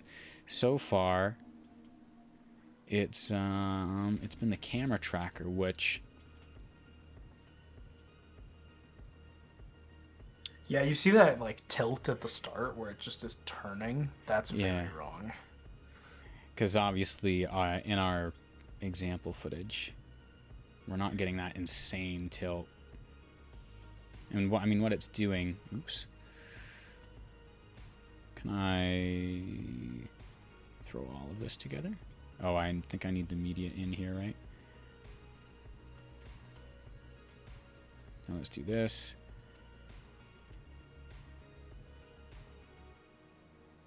Oh, actually, you know what? The tilt might not be so wrong, but I think it's kind of doing the opposite of what it's actually supposed to do. Like it's I think it thinks the text is moving away from it, and it is only handling the rotation. It's certainly not doing it right. And that's why I think that might be what is happening is so the camera is rotating and then the text is just moving. And so together they're creating the motion, but So there's still jury's still out on if it's even correct, right? yeah, one other idea I would have for you if you want to try and manually do it is you can try and line up your text as close as you can, and then you can literally just sit there moving your camera like closer or further and then changing the FOV until you get it to line up exactly. Oh yeah, that And I then you think should have a good idea of it. that is what I think. And I think this would be a good frame for it because you have the text at like a really extreme angle. If you try to do it at the start, you're gonna have more trouble. Yeah, because like right here you have a lot of good perspective going on. That's gonna make it easier to tell if your FOV is wrong. Yeah, I think you're right. It might be. I just have to like instead of moving the camera, it might just be moving the text. I would start with moving the Because like it's gonna make it if you move the camera like further, like if you move the camera on its normal vector like away from the text as you change the field of view, that should make it really easy to narrow in on the right settings. the beginning. Yeah, honestly, that's You know, like a dolly zoom, yeah. Jaws. You basically just want to do that until it looks right. I think we'll give that a try. It's worth a shot. Worth a shot indeed. Let's pull this out to I think frame 220 is kind of where this ends. So we'll leave that there for now. We'll go on frame 100. I'm gonna grab I might as well start off with a new camera 3D. And you know what? I hope the stream. Okay, it looks like the stream is not suffering in terms of quality, which is good. And then I'm gonna throw the render up into here. Let's do that. And now let me. Yeah, we have the lighting. We have everything we need. I'll keep the directional light on, I think. Yeah, to keep the gleam on there. And then now it's time to adjust our camera. You should be able to merge yours over theirs with a merge node set to difference as well if you want to try and be able to see. Yeah. I would do it when you get a little closer though. Yeah, here, let me do this so I can. Oh, you're not in Fusion Studio, are you? Darn. I'm in DaVinci. I'm in DaVinci Studio. In Fusion Studio you can create extra viewers, which I always do for 3D. So like you can have a separate monitor with like a full screen 3D one, and then you can have your source and your render and all that at once. Yeah, so you can create another viewer in DaVinci Studio. You go to Workspace, Video Clean Feed, and you can add on another monitor. Yeah, that's true. Which isn't. It's not a bad idea, honestly. Yeah. All right, let's overlay. It's nice because when you do it in Fusion Studio, you can have like a pop-up window one, so you can like create as many as you want and stuff. Ooh, I did not know that, but I'm gonna keep that in mind. Okay, let's kind of line this up, bring this down, line it up, get the angle, and I'm definitely gonna need this to be flatter. I'm gonna need to move down. I'm going to want my extrusion down as well. There we go. Makes it a little bit easier for us to deal with. Then some more rotation. Move this a bit further out.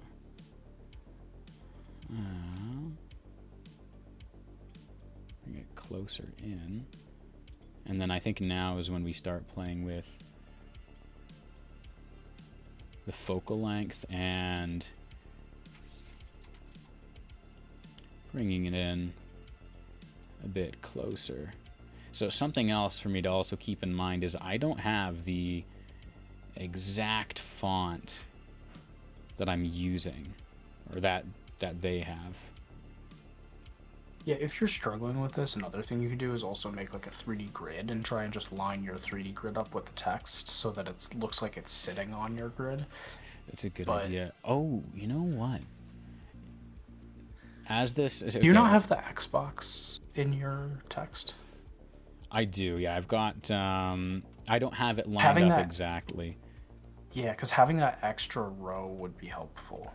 Let me move this in. Because then you have more stuff to line up that's further away, and that'll give you a more clear picture if you're lined up or not. So the thing with the Xbox is I just kind of threw it on. I don't have it lined up exact to right here, or exact to relative to where the S is. So that's why I didn't have it lined up first. It does look Pizza, like the more I pull the angle of view out. Yeah, this is looking better because like the lines are starting to get more parallel between your two there. I think the T is actually your best bet for lining things up right now. Yeah, I think because you can tell if those lines are parallel pretty easily, and that's what you're looking for, is that your lines are parallel to their lines. I think 45 is looking pretty good, honestly. And then if I move this further out,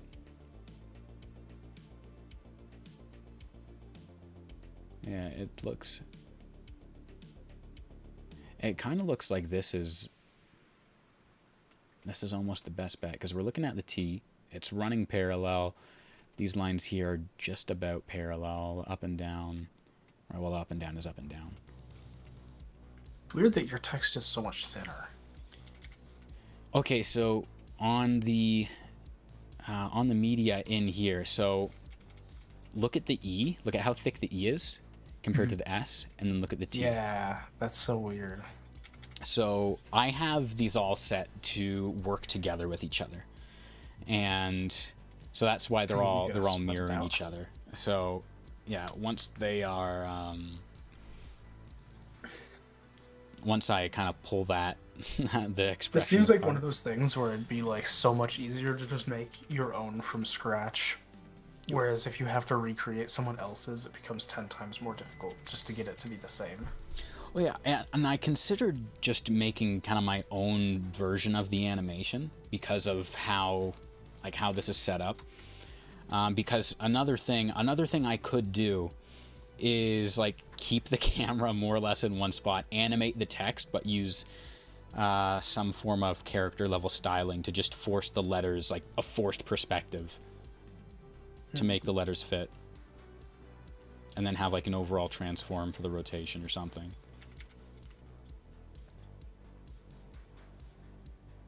Yeah, I don't know what a good way of doing that would be. Yeah. Maybe if it were me, what I would do is, if it's just the S that needs to be a different height, is to like just put a space there and then make another separate text that's just the S, so that you're split into two groups.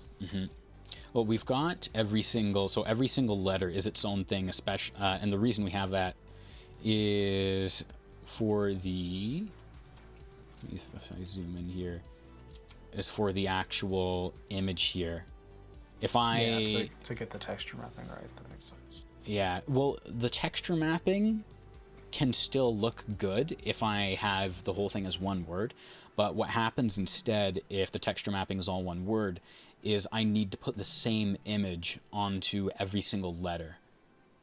And so for this, my original intention was to put a different piece of footage on every single letter, so that's why they're all different letters. And now that we're noticing the height as well, because that was kind of something I noticed later on. I was like, oh, wait a second, one of these things is not like the other.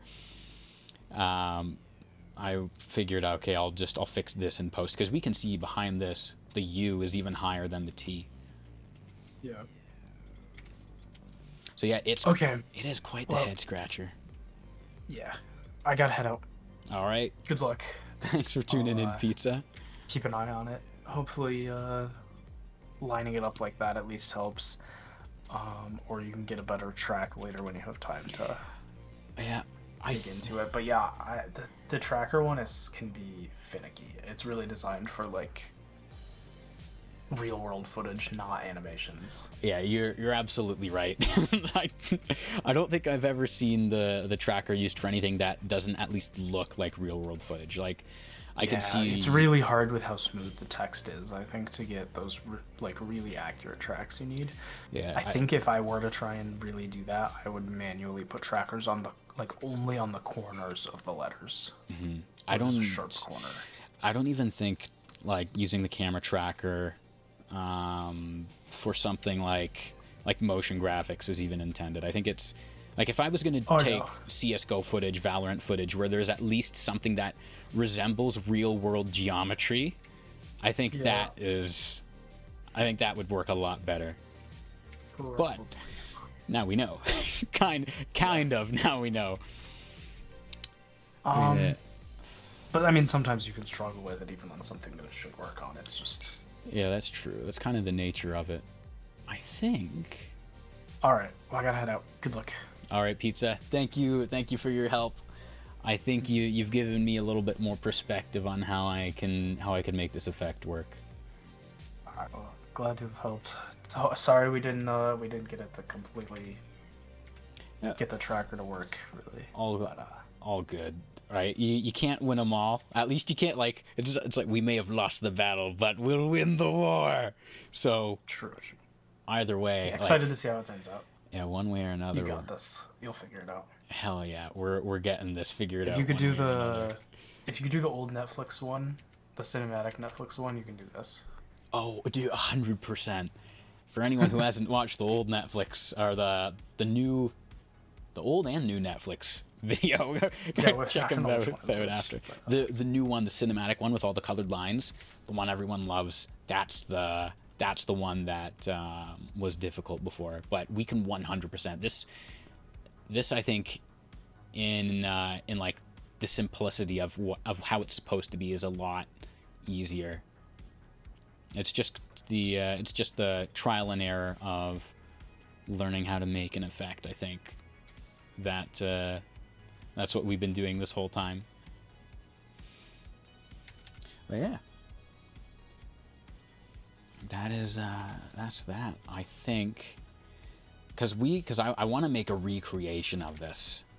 I really want to make it as accurate as possible. Oh, it looks like Resolve is freezing. I think to do that, what I'm gonna do is actually do all of the all the letters. Actually, I'm kind of not sure. Am I gonna do all the letters? Because I still need the mirror. Resolve freezing never, yeah. So the last piece of this then, because I need to plan ahead, is the mirroring effect. So we've got our reflections dialed in our reference. However, to mirror this entire thing, here's what I'm going to need. I either need a camera that is tracked so that I can just create a mirrored version of it, or a camera with a target so I can create a mirrored version of it without having to do two completely different camera tracks, or I need to create a copy of each letter and then essentially, because the way that the extrusion for the letters works, it only works moving top to bottom. You cannot do an extrusion, or you can't pull the bottom of the text up, which means that to create these reflections here, I'm going to need to animate the extrusion. So as it is moving top down, I would need to move the bottom up to give the illusion that the entire thing is moving up instead of down, because otherwise it's going to be one stacked here, and they're both going to do this, right? Or they're both going to do this. So this one's going to go down and this one's going to go down, but I need it to look like they're doing this, like the center is a mirror and they're both just moving into each other. And in order to do that accurately, I think what we need to do is, or what I would have to do is create a copy of each letter, have them kind of bound to each other, and then animate a transform 3D as the extrusion is coming down so it can stay up. This sounds very, it sounds kind of tedious, and it is, and it sounds kind of complicated, and it's not as complicated as it sounds. However,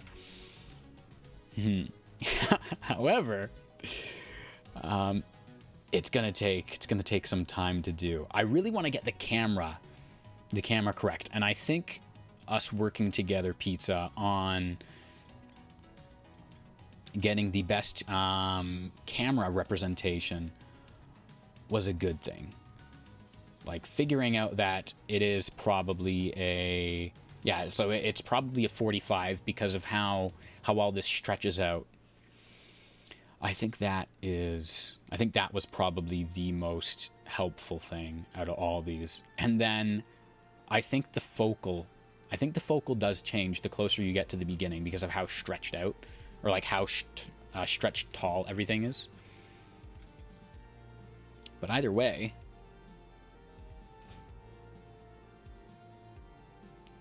it might be something that you guys will have to watch the video to find out, because I think we might be wrapping the stream up. I think we might be wrapping the stream up here, and then I'm gonna have to do some fiddling, do some more experiments off camera, and get you guys the recreation that we have right here, because this is 100% doable in Resolve. It's all about finding out how. And if we can do this, and we can do all the other effects we've done, then once this is done, who knows what else we might do? One day we might even create volumetric lighting in DaVinci Resolve. And and we might make it in a way where it doesn't completely brick the computer. So, I think for now, that is going to be the end of the stream for today. Thank you everyone so much for tuning in. I hope you were able to glean a little bit from the stream, learn some stuff, see kind of how we break down these problems, how like everything isn't always straightforward. A lot of the times you have to play around with stuff. You've got to do some experimenting, figure out what's the best method to get the result that you want. And hopefully I will get to see you again on the next stream. So, join the Discord for updates. I'm also thinking of posting like maybe some extra kind of special stuff for you guys there as far as preset releases and things go.